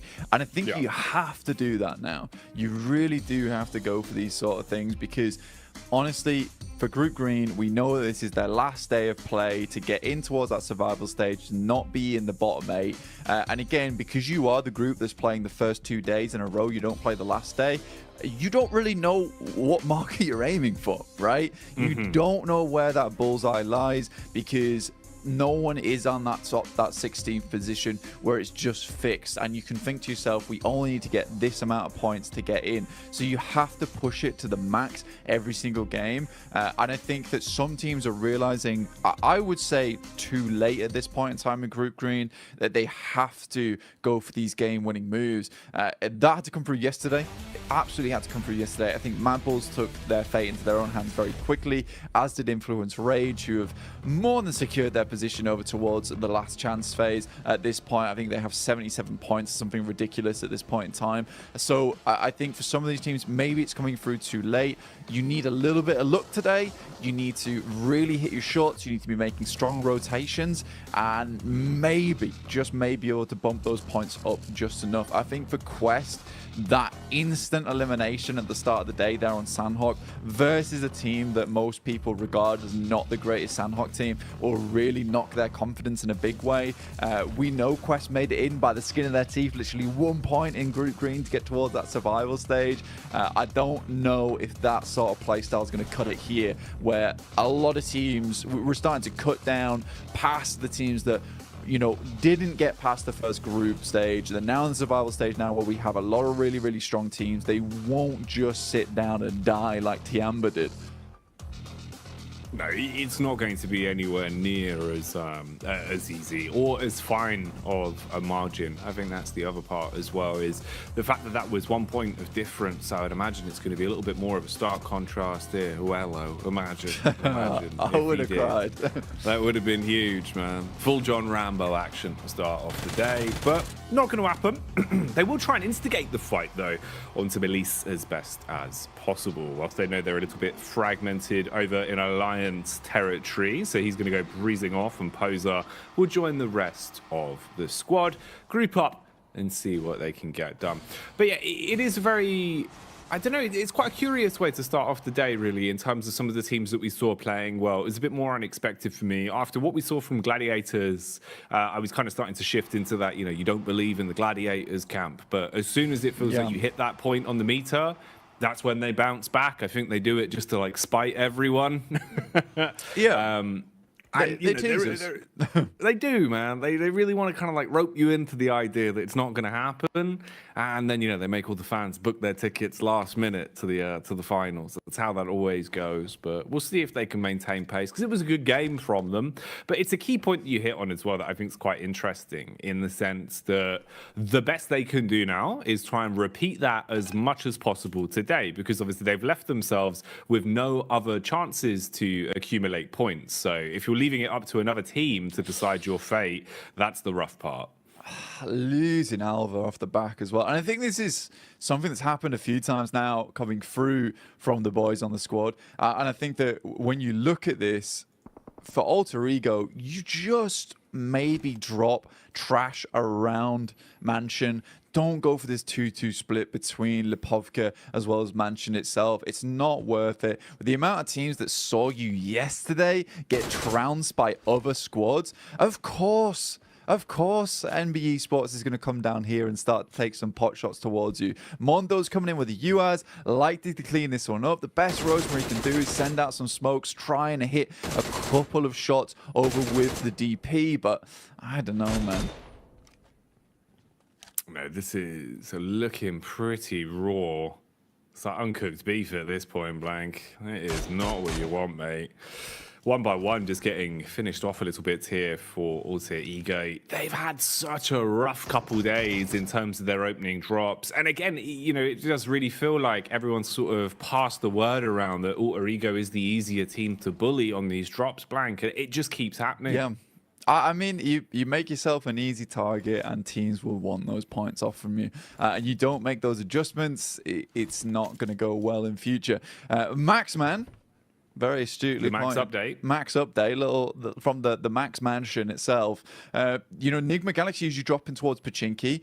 Xavier over in Group Green refused to give up Pachinki whatsoever. They kept dropping there every single time, even on hot drops. But this time around, they drop over towards Severny. They give it up. This is the first time they've never dropped there. And I think for Xavier, this is actually a really, really important little tidbit to go off the top of, because I like this maneuver. You drop towards Pachinki versus Nigma Galaxy. You know this is a strong team, but right now, you're currently third place, 53 points. Consistency, it can be afforded now. So a Severny drop for Xavier when it's open, completely reasonable, I would say, to go for this team. They know they can get further into the map. They know that they're strong holding in that mid game and then trying to take out teams towards that late game as well, with a little bit of sweeping from the high grounds. So I think this is a really good move from Xavier, and again kind of feeds into that storyline, as if you made those points happen in that first day, you have a lot of room to switch up tactics, to switch up strategies. You know, if this is a case that Xavier would be on like 15, 19 points, they might have considered dropping over towards Pachinki and just trying to push it to the limit down there versus Nigma Galaxy, trying to win out on that hot drop and then going out from there, because those 4 eliminations would be very nice. And you can't really fear that fact of, what if we lose the hot drop? You just have to go and think to yourself, we're going to win this hot drop, we're going to move from there, we'll take that central position and give it some really good rotational paths into the late game. Everyone else in this lobby is just going to get trounced by us. You just have to think that you're a much larger team than you actually are. Yeah, you've got to embody the stature, right? Make it, you know, look like it's hard for you to fit through doorways, that kind of stuff. Build the confidence up by making yourself feel bigger than you are. And that was what they did. I mean, even back in Group Green, right? It was kind of them versus Bra, was just like the battle of Pachinki every single time, Blank. And DX were willing to fight those down to the bitter end, you know, limping away with one player left if they needed to, or even conceding basically an entire run on one of our games of Erangel just to guarantee that drop. So I like the fact that they've at least moved away from that here and kind of thought, all right, we really did risk it, you know, back then. Now it's a little bit of a different kettle of fish. Let's not go for those sort of plays. So good to see the improvement there and the adjustment as well, to be willing to even give up your normal confident drop. Man, drop is a word that is synonymous with Alter Ego at the minute, though, as every time we look towards the Elim feed, it feels like it's Rosemary that's just taking bullets from miles away. It's so unfortunate for AE for the way these games have been going. But again, here, they're just exposed. You've got a line of sight. MBE just keep putting the pressure on, and Blank. Yeah, I think for Alter Ego at this point in time, it's just not looking good, right? And I think we said this multiple times at this point. There had to be a change going today. Kalaris gave some really good points. There's some very risky rotations. I think this one in particular was a risky drop as well. I think you can go for risky drops where they provide you a bit more of an idea of actually getting further into the game. But when you're dropping over towards Mansion and then split dropping in Lipovka as well, and you know that Procedure dropped towards Yasnaya, MBE Sports drop around this location as well, you're sort of playing with fire at that point in time. You know, there is just an opportunity to, look, give up on the scouting early on. We have a very good read on where most of these teams move in from, just from watching a lot of the other games that have happened throughout the group stage. Let's just go for a 4-man push over towards Lipovka. We'll split out. We'll try and sweep up towards the top side of Kameshki and move down from there. There's a lot of good little pit stops along the way on that side of the map. So for Alter Ego, again, a risky drop, which I don't think was particularly necessary here. Xavier, kind of expected from them. Move up towards northern side, take the high ground control, and play off the back of that one. So I like this from DXavier indeed. Mad Bulls also find themselves on the northern side of Yasnaya. Very nice little quick rotate from them, and a very hard shift over towards the eastern side, encompassing a lot of water in this one as well. So if teams want to get their feet wet, they certainly can if they want to live out this game a little bit longer. But for most teams, it's going to be either trying to sweep on this northern side or trying to hold towards some of these compounds on the edge. It's kind of a difficult position to play in. Some teams will be afforded some great spots early on if they were able to get here quick enough, but some teams on this outer edge will be struggling to find themselves a home. Yeah, man, this is one that's setting up to potentially be a bit of a community swimming pool circle if it keeps up like this. About 40% water at the minute, so landmass really going to be important to lay claim to early. Try and set yourself up as quick as physically possible and don't leave it up to another squad to already claim all of the compounds. The mass migrations are coming through. You can see everyone starting to make their rotate down towards the zone, trying to get there as quick as physically possible. Bit of contact on some of the players that are playing slightly more defensive as well inside of the compounds, just listening out for where everyone's heading. Mad Bulls stopping for a quick pit adjustment. Meanwhile, we've got the pull-up from Alliance down towards the compound of Rejects, and that nade was tasty, Blank. That was a 3-pointer straight onto the head of OCO. Yeah, certainly painful. In the meantime, Inco is getting picked up by Enigma Galaxy. That's on the south side right now. Both teams were rotating in, so some pretty decent shots, I assume, were being made from inside the vehicle itself. Very much a turret going through right now from Enigma Galaxy, all in one vehicle. Slightly dangerous, but it's worked out for them so far, with Inco taking one knock and a flush off the back of that. In the meantime, Malise Esports situate themselves all the way over towards Lipovka, try and keep themselves as safe as possible. Alter Ego regroup on the coastal side towards the east with 3 players, but surrounded by an N-Hyper as well as the Mad Bulls, who have picked up what I think is one of my favorite positions within the circus, a really nice ridge side that you can play from over on this eastern edge, and keeps you very clear. You do have to worry about some of the teams on the eastern side. See right now, Enigma Galaxy just cannot find anywhere to stay. And this is what I'm talking about. If you come out on the edge here, you are going to be driving around a lot. And it's even more terrifying the fact they're in one vehicle, which is exactly why they try and get into a second, but not before Coops is pulled out of it. And Freak will just have to leave off the back of that. Man, it's so unlucky. You see the heads-up play there, trying to dash the smoke can before the drop, so it blooms to at least give him some sort of cover. But unfortunately, Udo Alliance had such a good angle, such a good line of sight onto that position that they've basically just been gifted a freebie. And the situation there worsens even more for them. So you're still driving around looking for a parking spot in a never-ending garage. And there will never be a parking spot, Blank, because everyone is already set up with guns, using these parking spots as compounds to play in. Yeah, and they won't be leaving anytime soon, so you're not getting that middle space. I'm sorry about that. In the meantime, we do get a circle that moves down towards that south side, in which case Reject and Udo Alliance's compounds become very, very valuable indeed. So for Udo Alliance, currently they do have the strongest spot, which is up on high. Reject slightly safer in terms of the fact that they can just sort of sit in this compound for a while. You know that Udo Alliance, with them being in this compound, they're not likely to move anytime soon, so they don't want to expend too many grenades just sending them down over towards Reject. So Reject have this outpost which is guarded by Udo Alliance. Eventually they are likely going to have to fight against one another, but both teams in this sort of mutual agreement at the moment. Malise as well, hitting a nice shot across onto Freak and dropping the man. So the situation still just going from bad to worse, second after second, constantly taking damage and feeling uncomfortable, just playing out in the open, exposed to the elements at this point.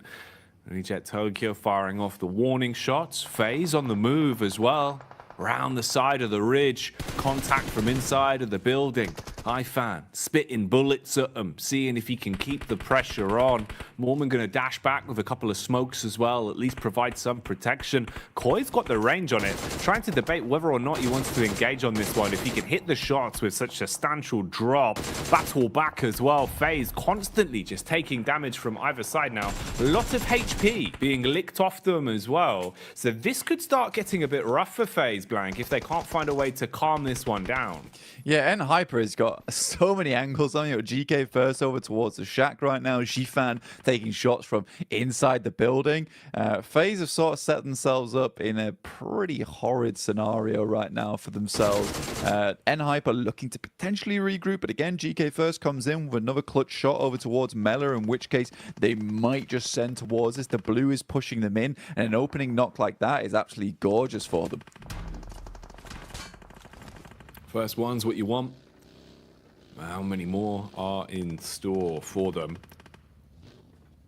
Be a nice way to reality check FaZe straight away, man, off the back of their chicken dinner as well, if you could pull them down here.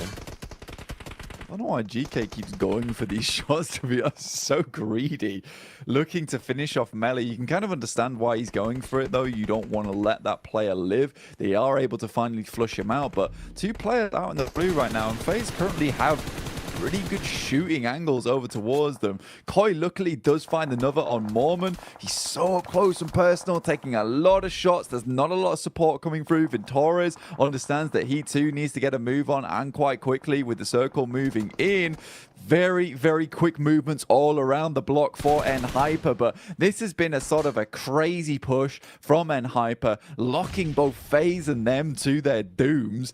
GK first even drops over there to the play zone itself. This has been a very, very odd fight. Gladiators looking to maybe get themselves slightly involved. Xifan inside the building, and Hyper actually indeed go down. Mormon as well as Ventores might be able to continue, and that felt like one of the weirdest fights coming through from Hyper indeed. I didn't like that whatsoever. Felt like almost a guaranteed hold over towards its south side, just given up by some odd angles being taken. Yeah, it really does feel like they've kind of both dragged themselves down. You know, we've no potential really successful outcome for either team in that situation. Very aggressive and very tunnel visioned in the way that they played it. So both squads basically being destroyed because of it. I mean, yeah, sure, FaZe still has presence at least, but hang on, hello, I'm a bit of a barrel roll straight into Matic. Okay, misery. So I guess FaZe were in fact just a present for Gladiators, Blank, because they've given them one additional point there and given us some nice showmanship in the vehicle. Yeah, I mean, I think you realised it was over as soon as he started spinning out of control. Nice shots there from Meku. CJ Evos try and stop off to get a little bit of scouting done and realise actually quickly put some gas in it, change the gears as fast as possible, please. Nice rotate from Pasija Evos. They do get in front of the guys from Gladiators, which is probably not what Gladiators were hoping for. If they could have maybe got a little bit further ahead instead of being stopped off there by the random player from FaZe coming through, maybe they would have been in a better position where currently Pasija Evos is, though. But you look at the lay of land now, where we're currently playing over towards the south side. Most teams you can see situated on the southern side of the circle, right? Just because this is providing the most amount of cover, there is so much open ground to traverse through if you're coming up from this northern edge. So MBE Sports Gladiators got a bit of a weird rotation to make here. Gladiators could take the fight here versus Pasija Evos and potentially move off from the back of it. There's going to have to be some good nades, and Kitsune does not spot the player off towards his left. Ooh, Kitsune engaging with the nades early, looking for the jump down. Nice. He was ready for that one, Blank. Instantly spots Redface and will leave him quite red in the face after that uppercut from the DBS. Zerich from absolutely miles away, looking to get involved with this fight where possible, scanning the hillside with his eyes and keeping a nice understanding of the situation. Meanwhile, here we see MBE starting to dive in, an assault inside of the compound. Bullet after bullet whizzing close close by. Nasa now re-aggressing as well, looking to try and push their way back through. Spam up close. Fist Boy needs to land an uppercut. Not looking too good for him though, as he'll go down to the spray. How on earth is he still alive with a trickle of HP, Blank? It felt like he was trying to 1v4 that with nothing to his name. I mean, Xenox did an incredible job there, but here's Quest coming in over towards Reject. They're holding on as best they can, and the crash is just not working out. Luther immediately gets inside. They want to keep hold of all 4 members here. They know they've got a strong position to be working with. Duello moves in, tries to clear out the player, but he gets a nice little sideswipe back in towards the door. Finally, it's over, as Tixi will pick up an elimination over towards Fahidan. But 6 eliminations for Gladiators. Once again, a pretty decent result for this squad. They'll have to push on through, potentially third-partying down towards this position on Reject could be a good idea, but even Meku still putting on the hurt versus Inko, holding on whilst Kitsune scouts towards the western side of the circle. This is far, far better for Gladiators so far. You can tell the teamwork is here. Yesterday, they just felt so disjointed. Well, they're just fighting as well, Blank. I think that's the one big difference, right? Is we're seeing them play so confidently now where they're actually pulling up, looking like they're going into these engagements with the idea being to win them, with the idea being to get elims. Whereas yesterday, it felt a bit timid. It felt like they were playing inside of a box and kind of waiting for teams to come towards them. So I'm glad to see it. Definitely a much needed facelift for Gladiators, looking a lot more like the side that we like to see, at least. A lot of movement going on now as well. Bit of reshuffling. There's a ton of commotion down here. So everyone's kind of ringing the proverbial dinner bell, if you will. And it started to bait in the rotators, the mandem that want to pull up and try and squirrel away some of the points. So let's see if that'll be a potential outcome here. Roadside shenanigans for NBE. Meanwhile, Melise engaging on Origo. That was big, Blank. Nice nade to open it up. Yeah, an absolute chunky nade as well. Kisyu looks for another, sends it in, but Origo is tucked away just for the time being. Smoke's been dropped down by Malise Esports. They don't want to get caught off on the side here. In the meantime, Becker on his lonesome trying to take down the rest of DX Xavier. Does find at least Levi's here, which is fairly impressive indeed. CEO later off in the wings, looking to see if he could spot any of the players here in Lipovka. Alter Ego, they drop in Lipovka itself. This is where they've resided for a very, very long time now, looking to potentially get a little bit more out of it, but Malise have them surrounded. Reject once again surviving their position, will have to move forward. They know that You-Do Alliance are behind them. You-Do, what can they do in a spot like this, playing on a hillside? Flax adjusting the crosshair, paranoid about the smoke expiring to his left, but wants to prioritize the correct angle, hoping they can get some shots off onto Reject. Once they expose themselves, they've got a three-pronged smoke wall blocking themselves at the minute, with the tree geometry providing a bit of cover as well. Slowly pushing their way up past the bushes now, as Lufa will jump in the rotate car. Oh, should have got info on that as well as he drove up. Seems like he knows he could be peeked from the ridge side. So we'll smoke that off and try and cover himself. Clark's up top, Blank. Man's got the DMR as well to work with potentially here. Seems like it's the shotgun also. Nice little DBS for close range engagements. And nades to boot. That could be a bit of a banger. Seems like it should be on target, but slightly off the mark.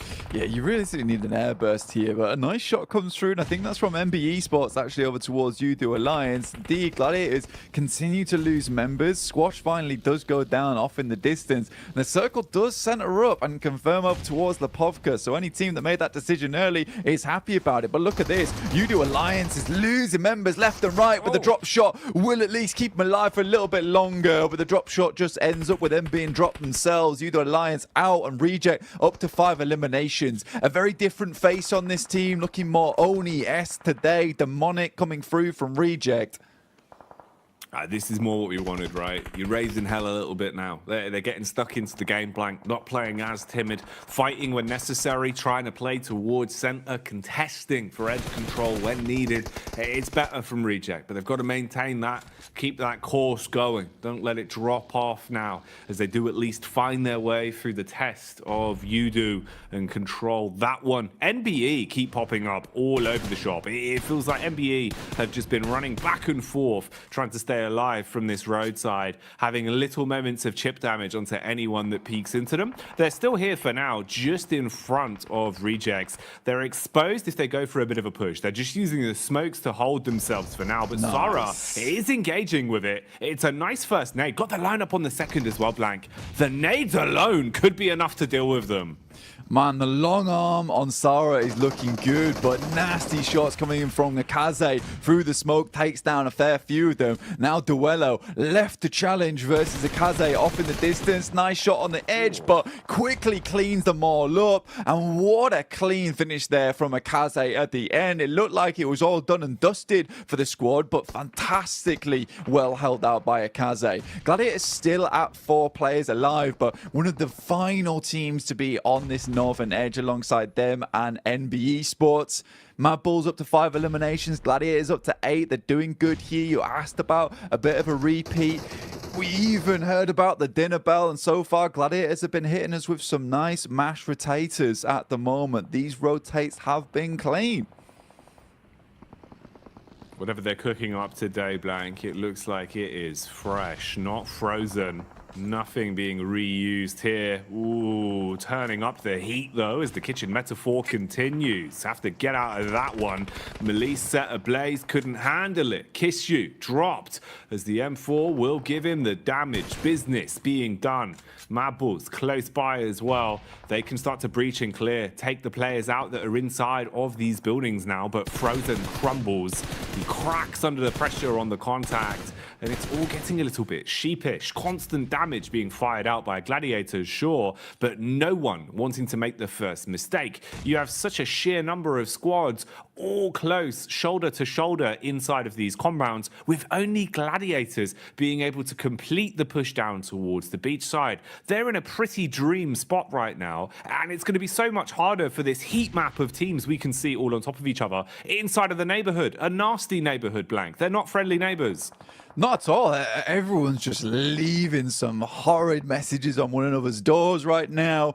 People just aren't picking up the newspaper. They're turning the Amazon delivery guy away. They will not be handing that through the post box to their next door neighbor at all. But for Gladiators, what an incredible circle for them. Moves up towards this north side, and they've had direct contact with a lot of these teams on the southern edge. What's great about this rotate from Gladiators as well is that they forced out the Mad Bulls from this position just with sheer firepower. Up to 9 eliminations, set 50 points after the back of this game, just around about 18 points behind Mad Bulls, who we know had a great day yesterday. This has been very, very good stuff from the Gladiators, and again, it's that pressure off in that first game that allows you to succeed later on. They're moving over towards NBE Sports. Sec, barely any HP. The vehicle flies over the top, and Tixie's there on a Kaze. He's quickly put down, and NBE Sports is out. Oh my goodness me, Gladiators are fighting. What are we watching, Blank? Is this a Michael Bay movie? Because that was a blockbuster. They come flying through the air, hit the griddy on that one as the shot connects mid-movement, and then they just continue on as well. This is ridiculous. Meku and Kitsune just putting bullets down range, Blank. They are farming. This was a great move from Meku as well, mate. They left him behind on the side swipe just in case anyone was between the trees. Likely Meku's going to be a sacrifice in this situation, but he's got great lines of sight over towards Duxan, providing very, very difficult terrain for Duxan to deal with. They step out of the way of the bullets from Kitsune as well as Tixie and Matic. They step directly into the bullets from Meku, who's very much safe on this outer edge. Luckily, Zipian is able to get some shots back over towards Kitsune, but it's just Meku and Tixie lighting them up. They're the Hydra right now, Blank. It feels like if you sever one head, 2 more will grow back in its place. That's what Gladiators are doing right now. A single knock results in them finding 2 elims, or the elims could keep on coming as well, but maybe it'll go in favor of Mad Bulls as Alter Ego wanted to try an ego challenge, but they go down quick. They've got cinder block shoes on that one as Melise third party. And Mad Bulls hold on to their compound. Gladiators, though, still showing that they're handy with the sharpened steel, slicing their way through anyone that peeks into them. Now just pushing up the road to close down these and make sure these eliminations are theirs for good, Blank. Yeah, Tixie flies over towards that position, has the M4 in hand. Lovely nade over the top as well. Finds Hoxie. Now just Binny in the back here. Another nade flies over the top. Nice little Molotov. Will shoot underneath the vehicle. Has eyes on. Just needs to hit these shots now, but is sort of being cut off by the fire, by the smoke. Stands up to try and hit this one. The step out is there, and Tixie gets taken down. Meku left remaining for the squad, but honestly, with the amount of damage that Gladiator's been able to do, they've just been looking for those eliminations. We talked about this early on as well, Jackie, in the sense that eliminations desperately what you need. This is what you can confirm in these games. This is what you know you can handle, and I appreciate that they're just fighting for them.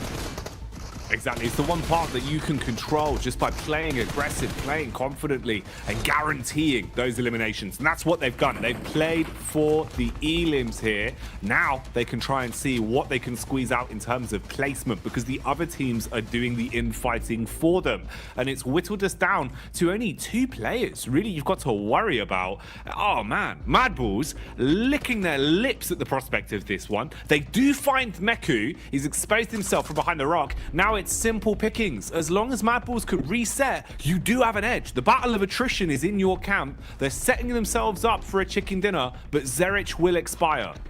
For Duxan, this is going to be a very, very important game for them. You know, 3 eliminations, it's not ideal. You go out this with a second place, 6 points, 9 points total. It doesn't feel great, but if you're able to get your chicken dinner off the back of this in a 2v3, you know, 13 points on this match feels really decent coming into the rest of the day. And with the blue pushing in, it is very, very ideal for them, but the Mad Bulls just look so absolutely clean today. They looked at yesterday as well, and they picked themselves up yet another chicken dinner. That is 3 in the space of 2 days. That's huge from Mad Bulls. A complete change of pace from what we were seeing from them, looking an awful lot better. And also now, Blank, it goes back to our point about the fact that you don't want to leave it up to another team to decide your fate in the survival stage. You want to make as many points as possible in the limited number of games you have to play. And that's what Mad Bulls are doing in droves. Yeah, it's a stressful game for Mad Bulls as well. Not an easy one. You can see that they're not super excited about this because it's more of a relief than anything they're able to pull off that chicken dinner. Playing within Lipovka, there was so much infighting in that area, getting forced out by the Gladiators. I think it was a very wise move for them to actually just send across from the rock side in the water toward those buildings. Yes, they had to fight for it versus Malise Esports, but they were confident to do that, and it sort of gave them that winning position. I think things got dicey as soon as they started to see the circle move towards the north side. Like, have we made a mistake? Did we make the right call here? But you just got to follow through. 44,000 kilometers travel for Gladiators once again. These rotates are coming through quicker. They're more confident with them. I don't know what happened between the space of yesterday and today, but there has been some serious conversations between these lads on the team. Something's happened, you know. I don't know if it happened at the hotel breakfast or where it was, but it seems like Gladiators have got their heads screwed back on, and they're playing some really nice PUBG Mobile today, Blank. You know, this is exactly what we wanted to see in terms of them giving us a good game, showing us they deserve the invite in the first place and that they're able to make some moves here. What more will be in store for us though, and can they keep it up? We'll find out. Let's get back to the desk with the #1 Gladiators fan. It's Jason Kaplan. Sorry, I think Jackie misspoke there. Mixspoke. That's the #1 Gladiator fan ever. But we have to say, it wouldn't be Gladiators if they didn't show up exactly when they needed to kind of advance on through in an event.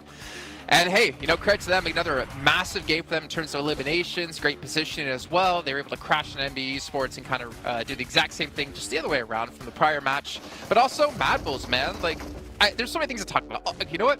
We're not gonna talk. No, let's do it. Maxman, talk about Gladiators, and then we'll hop to what I have ready for Colaris. Okay, Jason McSpoke. But okay, Gladiators. I didn't want to talk about them because I didn't want to curse them, Jason. Okay, that was the reason. Oh yeah. Now I see. Okay, but right now, Gladiators, of course, playing the high ground position, able to leapfrog in the position that Mad Bulls left open after they regrouped from that 2-2 split was a really good spot. And also, one thing I enjoyed, Colaris, from Gladiators is they tried to go for that high ground on the road. They tried to fight Best. They tried to also fight Duxan, which ended up not working out. But I think that if you're not in the city, you want to avoid a lot of that fight happening in Lipovka. Going for that high ground does give you a bit of an advantage. It didn't quite work out because Duxan had such a good angle, but I think that was going to be a game-winning play if they could survive until the later stage. Honestly, I mean, yeah, go on. ahead. No, you go on. I was going doolally in this game, if I'm honest, Jason. I was going crazy because how often do you see a basically close to Lipovka end like this? And for teams to try and manage their way through that, as you say, with Gladiators doing really well in terms of the eliminations and then going to the west for the rotate to try and make this work. Never mind, Mad Bull's winning off a 2-2 split across the rocks of north of Lipovka and in Lipovka. Where do you begin? There's so much to talk about. Well, obviously the smoke wall that Maxman brought up while we saw Mad Bull was able to transition with the PL smoke wall, as he coined it, to get through safely was something to be seen. But if we're talking about how teams got into Lipovka, let's also mention Alter Ego, Kalaris. Oh. Do it! Come on. What are they doing? All right. You got really close to the mic there. I got really close to the mic. Okay, they're the Lipovka dropping team. Where were they? They moved west, right? They got lost one to heaven as they were walking through to heaven, which is ridiculous. And then they move north, and then they have to swim all the way back to Lipovka. They are lost at present. They are taking, I said it before this game, constantly taking risks here in PUBG Mobile. They're playing a very risky style. They've got splits. They're walking where they shouldn't be, going where they shouldn't be. And eventually, yes, they salvaged this, but only because teams that had track of them swimming probably was Pasija, but they got kind of rocked up on Gladiators and kind of lost in the mix. So they were allowed to come back up on the shore of Lipovka. Am I taking crazy pills? Anyway, yeah, you lost him. I'm done.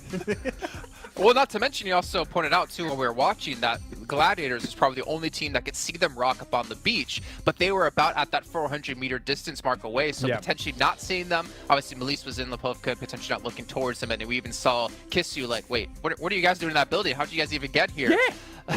He's going mad.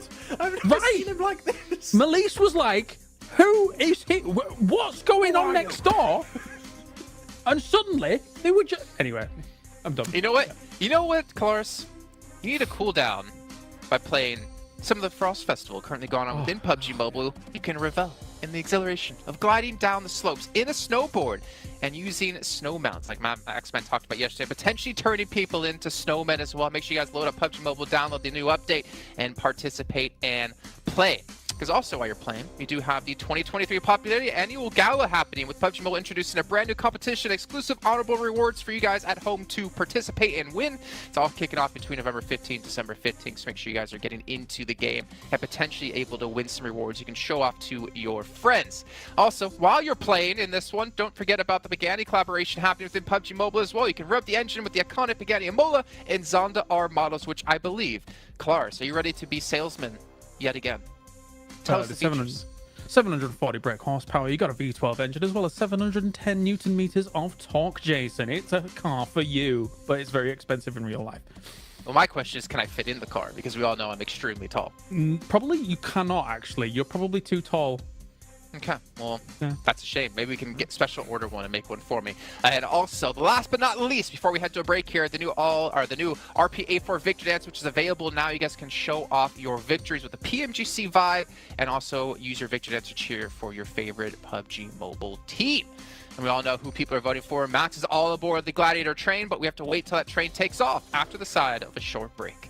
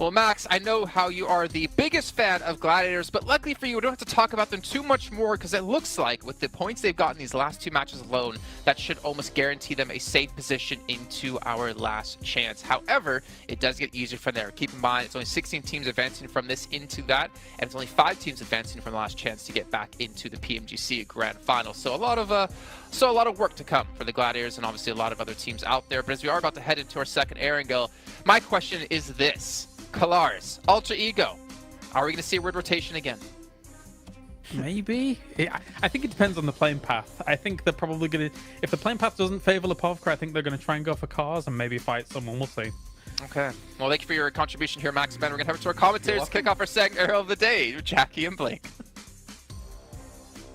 It's interesting because Max always just makes such thought-provoking points, Blank. It feels hard to kind of, even regurgitate what he said, as it's just so big-brained. Yeah, you can't quite, grasp it a lot of times, and you do need to watch it back a few times afterwards and just really get the notes in there, understand what's going on. But I'll have to do that after the show, I think, as well, really. Well, it was a big segment. It was a big segment. Yeah. We don't have time right now to... I'd have to get out the notepad. We can't break it down. Highlighters. Yeah. No, it's just not possible. It's just not possible. But obviously, Jason just said Gladiators will win, so I get where he's coming from. Yeah. That was very clear that Jason said that Gladiators would win again. It's definitely going to be a Gladiators first place chicken dinner on this one. I think they're just playing out of their minds right now. I don't know what's gotten into them. What's quite frustrating about this, though, is that they're getting some flashbacks to last year a little bit, where they made it past the survival stage into last chance and then got pipped at the post over towards 5th place. And I don't want all the thunder to come now. I would quite like some of it to be reserved, keep a little bit of that lightning in a bottle for the last chance phase. But again, they've just started stepping up now. I don't know what I'm talking about, really. Keep going, I guess, for the time being. I do like the idea that you've gone, okay, well, look, you're doing pretty well right now. Let's slow that down. Slow it down. Look, if you get too big for your boots and set the bar too high, you're not going to make it there again. And they're like, this is interesting. You are right. The thing is, we have such an intimate relationship with this team because we commentate them all the time right over in EU. So we sort of know their tendencies. They can be a frustrating squad to watch a lot of times. But there are a lot of... confusing. Yeah, it is confusing. There are a lot of other great teams in this lobby so far at the moment. I mean, Reject have certainly started to pump things up just a little bit. I don't think we're quite at, Reject levels of Group Green so far, but we're definitely getting there. And I mean, it all came from that simple interview that Sarah gave, which was literally the most base thing he could have done, which was, we're not going center enough. And then they went center and won a bunch of games. They're doing that again here. It seems to be working reasonably well too. So I think that they've just kind of shedded that mentality of like, it's not going too hot for us right now. Let's just go center. We'll just play our game and see what happens. And I think that's what a lot of teams are starting to do now, which is really, really good to see. You have to get out your own head here, especially if anyone who's in Group Green right now in this last chance scenario. You just have to play out these matches. I was going to touch on Alter Ego. I'm not gonna, and it's tainted, unfortunately. I would have loved to have seen that team do a lot better, but we'll wait. We'll wait and see. We'll see how things lie at the end, right? Because I think we've kind of beaten the horse on that one, really, in the way the games. They've already been beaten. That's what I mean, man. It's just not worth it. But it is a shame. I do agree with you in that sense, where it feels like, especially for sort of the storyline and the narrative as well, with like the interview we had with Rosemary way back on, I believe, day one of the entire event, and how they were looking like they were playing. I was expecting a landfall for him, Blank. I was expecting it to go well and for him to go from strength to strength. But they were definitely struggling today. What have they got up the chops? Anything hidden? Anything else? Maybe we'll see. If it's going to come out, this is probably the best time to do it, right? You're kind of leaving yourself with very limited chances. We've got 3 games, this Erangel and then 2 Miramars, and basically preceding that, that's the end for you to actually accumulate any points. You're just leaving it in the hands of other teams. So we'll find out. We'll see where we're going with it. Mad Bull's been looking a lot better, though, Blank. It's been fun to watch Mad Bulls, which is nice to say. Even if they don't look exactly ecstatic every time we see him on camera. Tulicker honestly didn't look too pleased with his win, but I think that was mostly just like stress and relief of going, okay, we needed it. At least we have a win. Yeah. You know, if they can just keep that up, that's probably the ideal scenario. But they need to drop that stress. They did seem a bit on edge. Yeah, come on, we need to get the team masseuse in, right? You know, massage those worries away, because right now I do think they should be a little bit more elated than they actually are. I know that sounds crazy. I have just said in a different manner, be happier, which isn't always as easy as it sounds a lot of times, as we know. And I think for Mad Bulls, realistically, they're doing really well. And I think they should be proud of themselves so far. I think they also understand that they need to keep a little bit of lightning in the bottle saved away for that last chance phase. Right now, I think they should be very pleased with where they've placed. They're currently in first. Obviously, Influence Rage still has another day to play. And I think, all things considered, by the end of it, Influence Rage will be on top in terms of the standings. But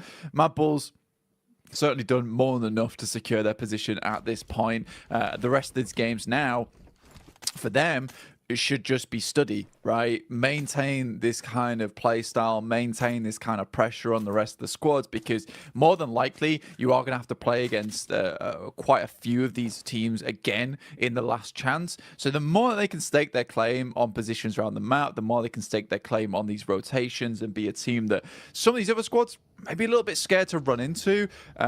You do have that small advantage in the last chance where you have that kind of don't mess with me factor. Don't mess with me. God, it's like a late night walk home, Blank. And you're like, well, I do not want to mess with that man. I mean, that's a good vibe to give off, you know. It definitely would increase your protection a bit. It's true, yeah. I mean, I just say it to myself as I'm walking down the street sometimes. That's how it works. Don't mess with me. Don't mess with me. People are like, the idea Daddy, that guy's talking to himself. That's what I mean. Just muttering under your breath. Don't mess with me, mate. Don't mess with me. Yeah. People just walking by.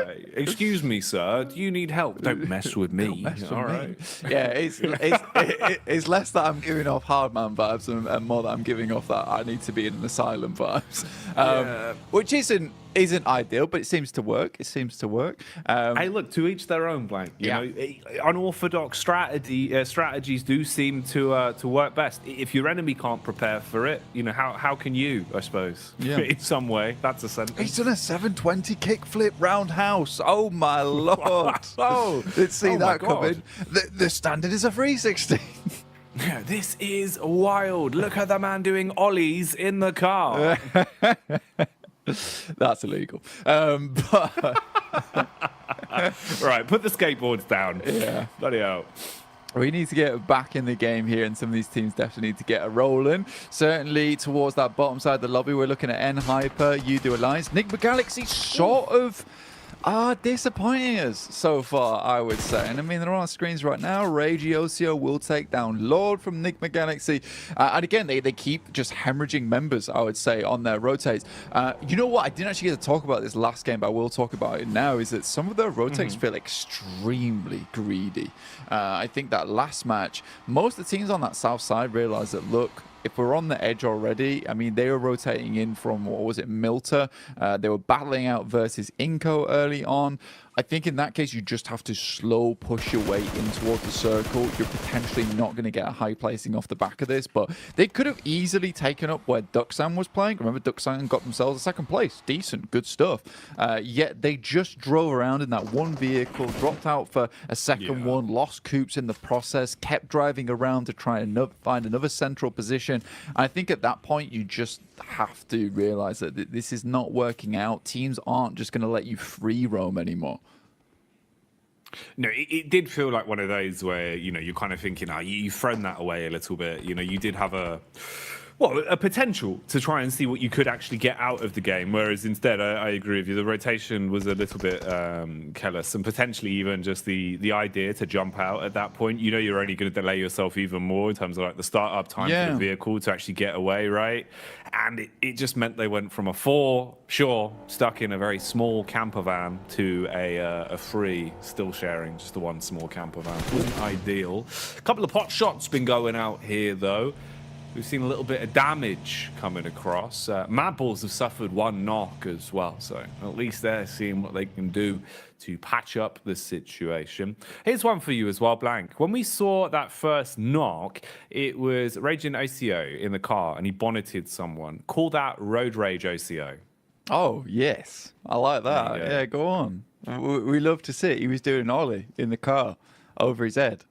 It was good stuff. We enjoyed it. We love to see it. For Reject, not quite towards the central right now, but a single elimination, that'll do the trick. They'll be happy, pleased with that one. DX Xavier also pretty pleased. Their position up towards Severny, right? You know, they don't drop Pachinki, but they get themselves a fairly good position to work their way out from. They've got a lot of positions they're currently holding on to. Now, DX Xavier, typical rotational path up towards this northeast side. So for them, again, we'll be going for something like that. Gladiators are just cutting straight through them, though. A bit of a dangerous push, I would say. I mean, you still have Tixi and Matic on the backside here with Kitsune and Meku going for this scout early on. You can see them starting to get a little bit squeezed here by the hydraulic press of teams, and the rest of the squad just is nowhere near to support. This is a greedy rotate, and I think for anyone in this location, I would be trying to spot out some of these stragglers, trying to take pot shots towards them as they move through. Again, Ralph out of the vehicle, taken down by Nasa. This is very bad news bears right now for Enigma Galaxy, and I think this is something that we saw over towards their group stage as well, as that at the start, doing great. You know, happy days for Enigma Galaxy. Some strong rotations were coming through for this team. However, when you looked at them further in towards the group, their rotations were getting read so easily, time and time again. I think that's the final player from Enigma Galaxy, about to go down soon, but Reject taking a lot of knocks of their own. Gladiators barely surviving themselves, good amount of damage. Meku's on the side, Swan tries to swing out, lovely nade, will take down Meku, and now it's just Matic to try and hold down the door. Well, that's a nice trade, actually. And he's played it smart. He set himself up so that he could try and nade. I thought he was going to get the first off on the Meku with it, but instead engages towards Matic. Matic's basically as good as gone here. No HP, nothing to defend himself with. All off the back of Cluck's nades there. So nice retake on the compound. That was smart in the way he used his utility. And that's unlucky for the Gladiators. So Jason Kaplan's prediction there not coming true, Blank, because they've gone down without a single elim on that one. Got a bit too big for their boots. Yeah, that's what I'm talking about. But they've slowed it down, as I asked them to. Well done. You know, this is more the Gladiators we're used to. You know, going down in the first 2 stages. That's great. Brilliant. Now, do something a little bit more next game. Maybe revert back to, you know, making not the greatest rotations. To be fair, that wasn't bad by any stretch of the word. I quite liked it. Unfortunately for them, I think you make that rotation a little bit too late. You've got players that are not quite on with the vibe there in the backside with Matic and Tixi, who are not up front and personal with Kitsune and Meku. And you just get shot at by teams on the side trying to get in towards that warehouse that UDO Alliance, quite frankly, had already had a lot of control over. Could have gone a different way if Meku maybe had found that second shot, but like you said, some great nades coming out from Cluck there on UDO Alliance. In the meantime, let's have a look at where some of these other teams are playing. MBE Sports up towards that northeast side. Not a huge amount of points found, but they're consistently in the game, right? And I think that's something that's great to see so far on that side. Yeah, they've been making a lot of cameo appearances, you know, even in situations where it's just 1 or 2 elims and they stay alive. It feels that they're always popping up to be a little bit annoying, nip at teams' heels and try and farm the odd points here and there. This is one that feels like it's just a matter of, you know, the chase at the minute. Feels like you're being forced further and further back, and Rejects know they're being hunted on this one, trying to play with at least some map geometry to give them cover, as NASA are definitely roaming quite far out and looking to gain a good understanding of where everyone is stationed, using the reconnaissance of Xenox here with the one vehicle as a bit of a scout, and then having a backup position to fall back towards.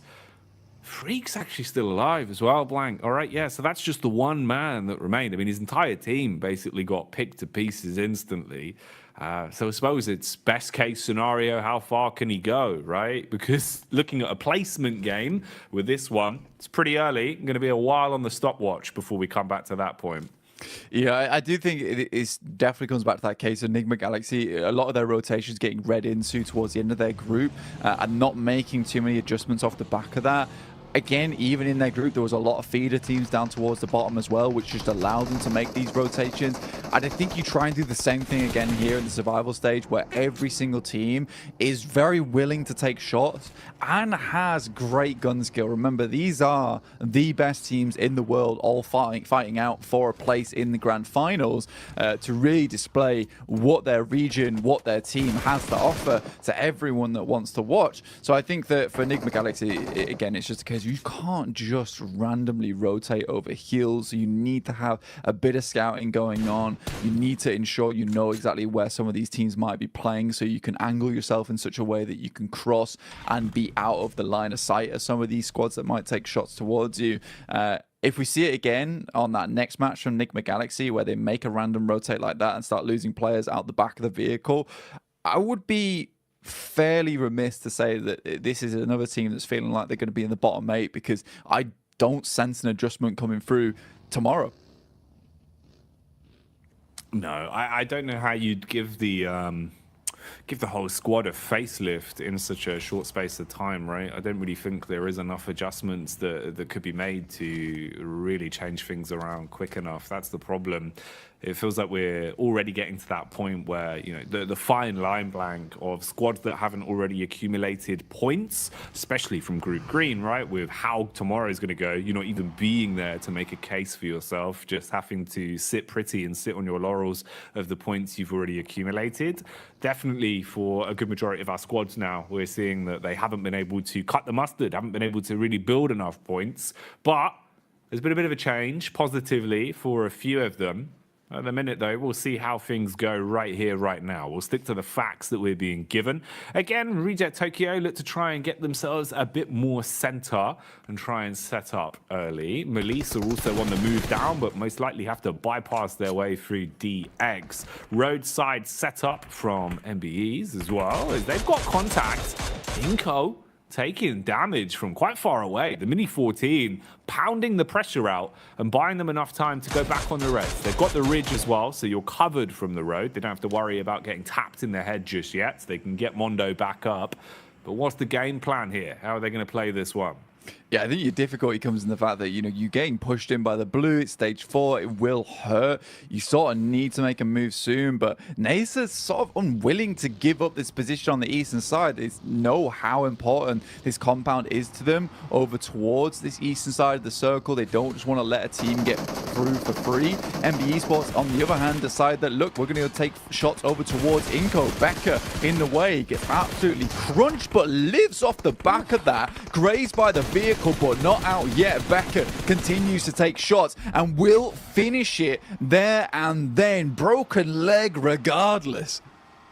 Man, okay. Big balls are fire as damage is done onto the vehicle, and he tries to stand his ground. Becker quick on the medic maneuvers, trying to get the heal in. Meanwhile, when Lease, they're being attacked. DX have crashed onto him, but DS, they've crashed more literally just straight into the faces there, hitting the shots one by one. Melissa expiring as they've been stung by the Scorpions, it seems, Blank. Unable to defend from that one. DX can reset, pick clean the corpses on the floor now as well, and reset the utility they've got to work with, so they're going to be content.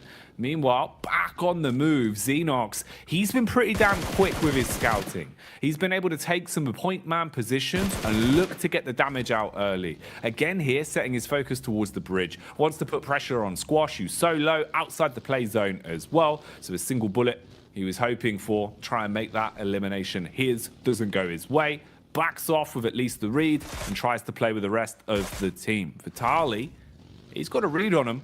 trying to take a couple of shots off, but doesn't want to do this as a solo blank. Playing smart, knows he still has a team to work with, even if it just is the three of them.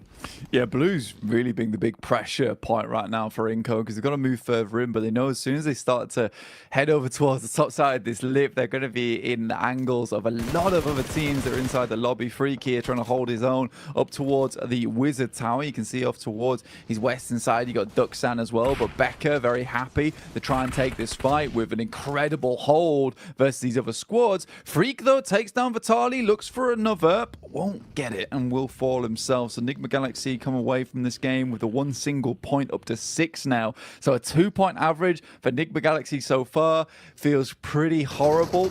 Quest get way further into this game than they have any others, and that's saying something considering we still have 12 teams alive. We see Procedure Evos off towards that central arena alongside with Reject and Hyper. This could be a great game here for Evos and starting to get some of that points potential on board. You'd like to see him have a good game as well. The talent that's there on this roster at times, man, feels so powerful. When it's a good sort of mix-up for them as well, when they come in playing off each other's comms very nicely, it's very fun to watch. So having a center position, having firearms in their hands as well, we'll see if they can bring the heat, if they can command respect the longer this one goes on. FaZe back on the move as well, looking to set themselves up as the smokes will be cast out bit by bit. Redface looking like he wants to try and at least have info on this, get the eyes on the situation. The engagement here, though, is pretty easy to clean up versus what remained of Inco. One by one, they have been broken and bruised there. So the Brazilian side removed from the situation now as they'll go out again. That's unlucky in the end there. Inco, of course, fought hard to even make it here, Blank, and they are getting a little bit bullied. Similar sort of things have been happening to Alter Ego. Again, pressure applied on them. Fnatic from the side at least assists where possible, but he's got to scurry off, got to reset on this one now. Yeah, it's good potential here for them to hold out DX Xavier, right? But at the moment, it's not looking too good. Holds on the spray from quite a while, but at least does find the shots over towards Lamborghini, laying him low. Outside the circle will delay them a lot, making this very uncomfortable for the squad of DX Xavier to make it in. Procedure Evos taking shots over towards FaZe, who are currently huddled up over towards a very, very small shack at the moment. The shots even coming through from Spec here on Nasa. But Procedure Evos currently sat at 28 points in 11th place. Is a team that definitely needs to put some more on the board here. I think for Procedure Evos, they have a lot of history on this team, right? And I think a lot of Indonesian fans would be very excited to see this team go through to the PMGC Grand Finals, specifically just to be able to see the twins there on the grand stage once again. But 28 points, that won't cut the bacon just yet. They need a little bit more on board, and with this very central position they currently hold on to, this is a fantastic game to rack up some big elimination points, to rack up themselves a good amount of placement points too. You know, this should be a second, third, first place game guaranteed. It needs to be. It needs to come to fruition in that manner. Setting themselves up nicely on this one. So can they coax it out? Can they force a big point scorer from this one? And what's going to happen here in the close quarters engagement with so many teams shoulder to shoulder, all pushing further down? As soon as that zone starts nipping at their heels as well, it will cause problems. Isn't much breathing room, so you've got to fight for what you want. Pushing in now on Reject, looking to try and swoop in and steal the compound from underneath them. The nade will aggress first. Julo ready with the shotty as well, firing off buckshot from the DBS. Meanwhile, the building is burning. Lufa waits up close. Ooh, didn't even see that one, Blank. Swings around the corner, hits him, takes him off his legs. Hello. Genosio turns for the back door as well. Read this fight well, Blank, but he's been peeked from the window, takes half HP off him. Just waiting now on the off angle. Tries to back nade whilst his teammates are fighting tooth and nail. Nade's going down. Who else wants a piece of this fight? What is this? There's 3 teams on the same compound. Regioso sends out the side into the vehicle to get himself some better angles. He's fighting for his life at this point in time. Spec moves in. Hoxie's half HP and Regioso's out on the edge. Surely he spots Junie, but he doesn't inside the smoke. And now Dukshan have another battle to get through. Need to get more players back up on their feet, but they're falling so quickly. Just Hoxie and Junie left alive. Junie, a veteran of these high-scale tournaments, but Nasa move in at the best opportune time. Will pick themselves up 9 eliminations off the back of this bad boy. Two players left alive, but on the southern edge, this is pretty decent stuff. Damn, Okay. that was an intense fight. That one was a lot easier. That's a slay down there, as we see both of Alter Ego's last remaining members quickly packed up and swept away. Beautiful fight, though, on the compound, man. Even in the way that Tokyo tried to play it with rejects bouncing back and forth, right? We saw OCO, smart heads-up plays at least. Even though they go down in the fight, you could see the gun skill, the mechanics there were out in full force. Nice, intense compound crash, though, leads us into the rest of the game as FaZe again continue applying pressure. Chow's been overwhelmed, gets bitten to pieces. As actually Evos are able to steal away the final tag onto that. So getting the extra elim for their troubles. Parajin, though, will be put down in the ground as he's picked off by FaZe. Now starting to make their move into the center, getting themselves closer and closer and just trying to play off whatever geometry will actually provide some sort of protection for them.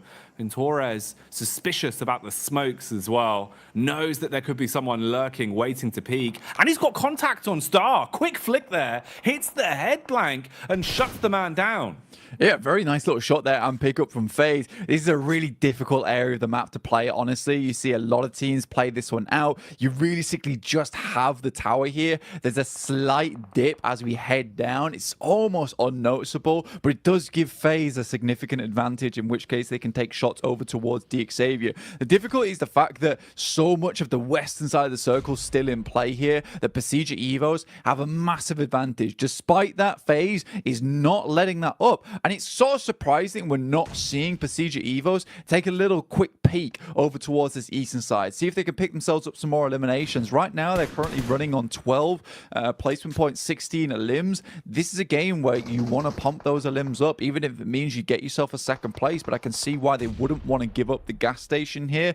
But maybe just letting one player out on the loose, you know, sending to the side, find a quick pot shot over towards FaZe, because currently it's a 4-player team. They have a chance to try and take down Procedure Evos in the endgame.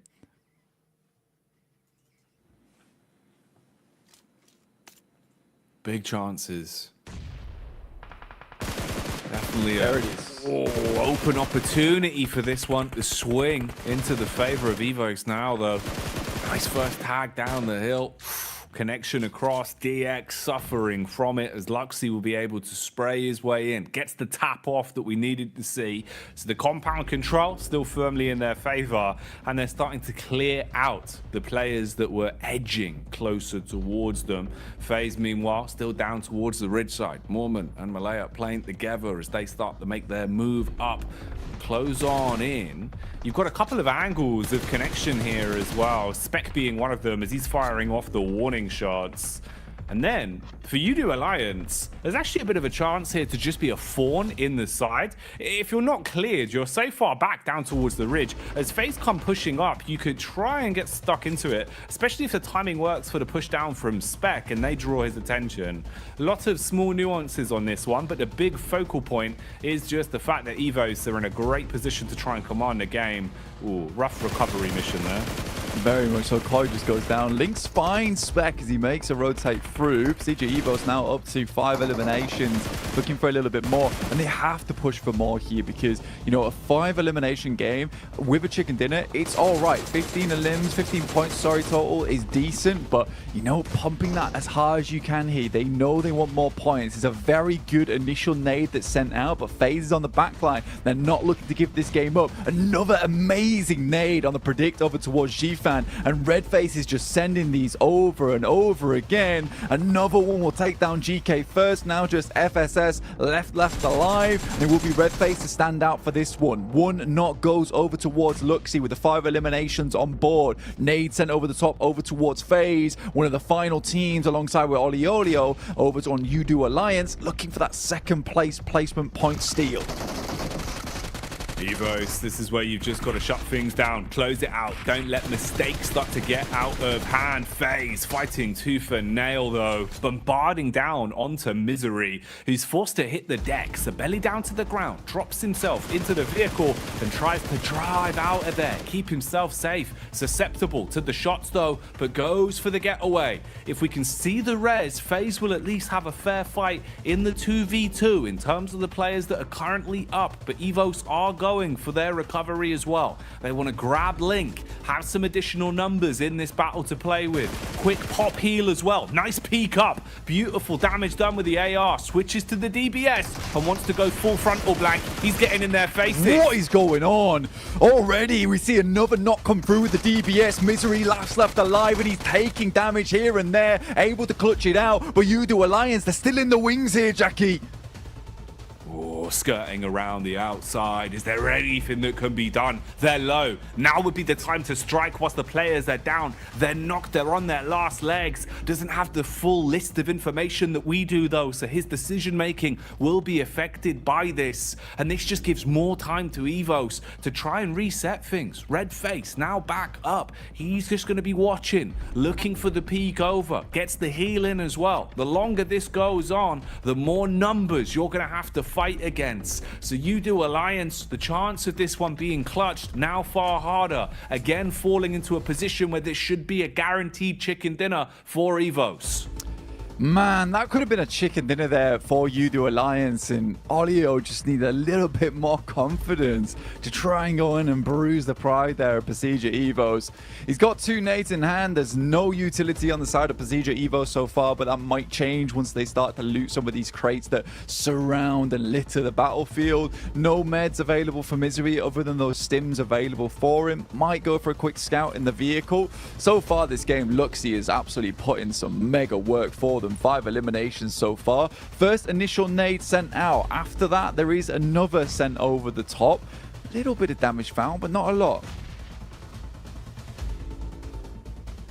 Yeah, there isn't going to be too much we can really set the stage for on this one, unless somehow he was able to flip the script entirely and pull off the 1v3. That's the situation he's left himself in. So likelihood low, but potential reward very, very high here for Alliance. Just crawling his way around through the reeds right now, staying down in the ground. Luxy is jumping around, trying to get info on this, just wants to spot where exactly he is. They're playing a more fragmented system, just looking for the trade. There's the contact, it seems. Bullets being spammed into the smoke, so just a bit of a pre-fire rather than actually locating where he is just yet. Longevity on this one being played out though, Blank. Fair play to him. You've got the time to work with. You want to make it as awkward as possible. See what he can get done here. Yeah, I mean, the mistake was made way early, and this should definitely be a Procedure Evos win. But the thing is as soon as you see the teams go down to 2 and the amount of knocks that came through on the elimination field, Olio should just be sending in, looking for elimination points where he can. Does find a little bit of damage to start things off, but that'll be all it is as Redface finishes him off in a 21-point game there for Procedure Evos, which will make them feel a lot more secure in their standing, right? But yeah, I definitely think that Olio could have got, you know, at least 2 elims off the back of that if he just tried to flush 2 of the players, maybe even a chicken dinner if he just went sooner. I think, like I said, as soon as you see those knocks in the elimination feed, as soon as you see it drop down to 2 teams remaining, you just fly in. You just fly in because the result is the same either way.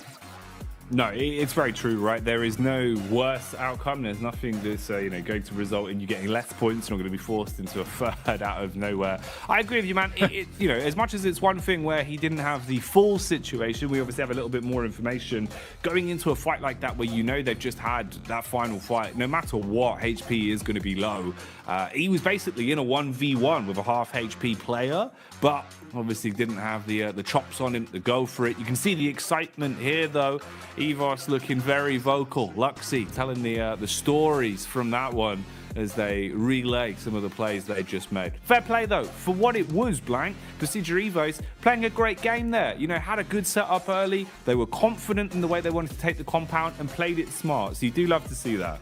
Yeah, and it's awesome to see Luxy like topping the tails in terms of damage and eliminations there. I mean, well-revered player within PUBG Mobile esports, just fell off massively over the past couple of years, but it looks like he has really put in the work and is returning to form. Honestly, it's amazing to see, because it really was that Luxy sort of was overshadowed by the likes of Ryzen and as well as Zuxi back on BTR.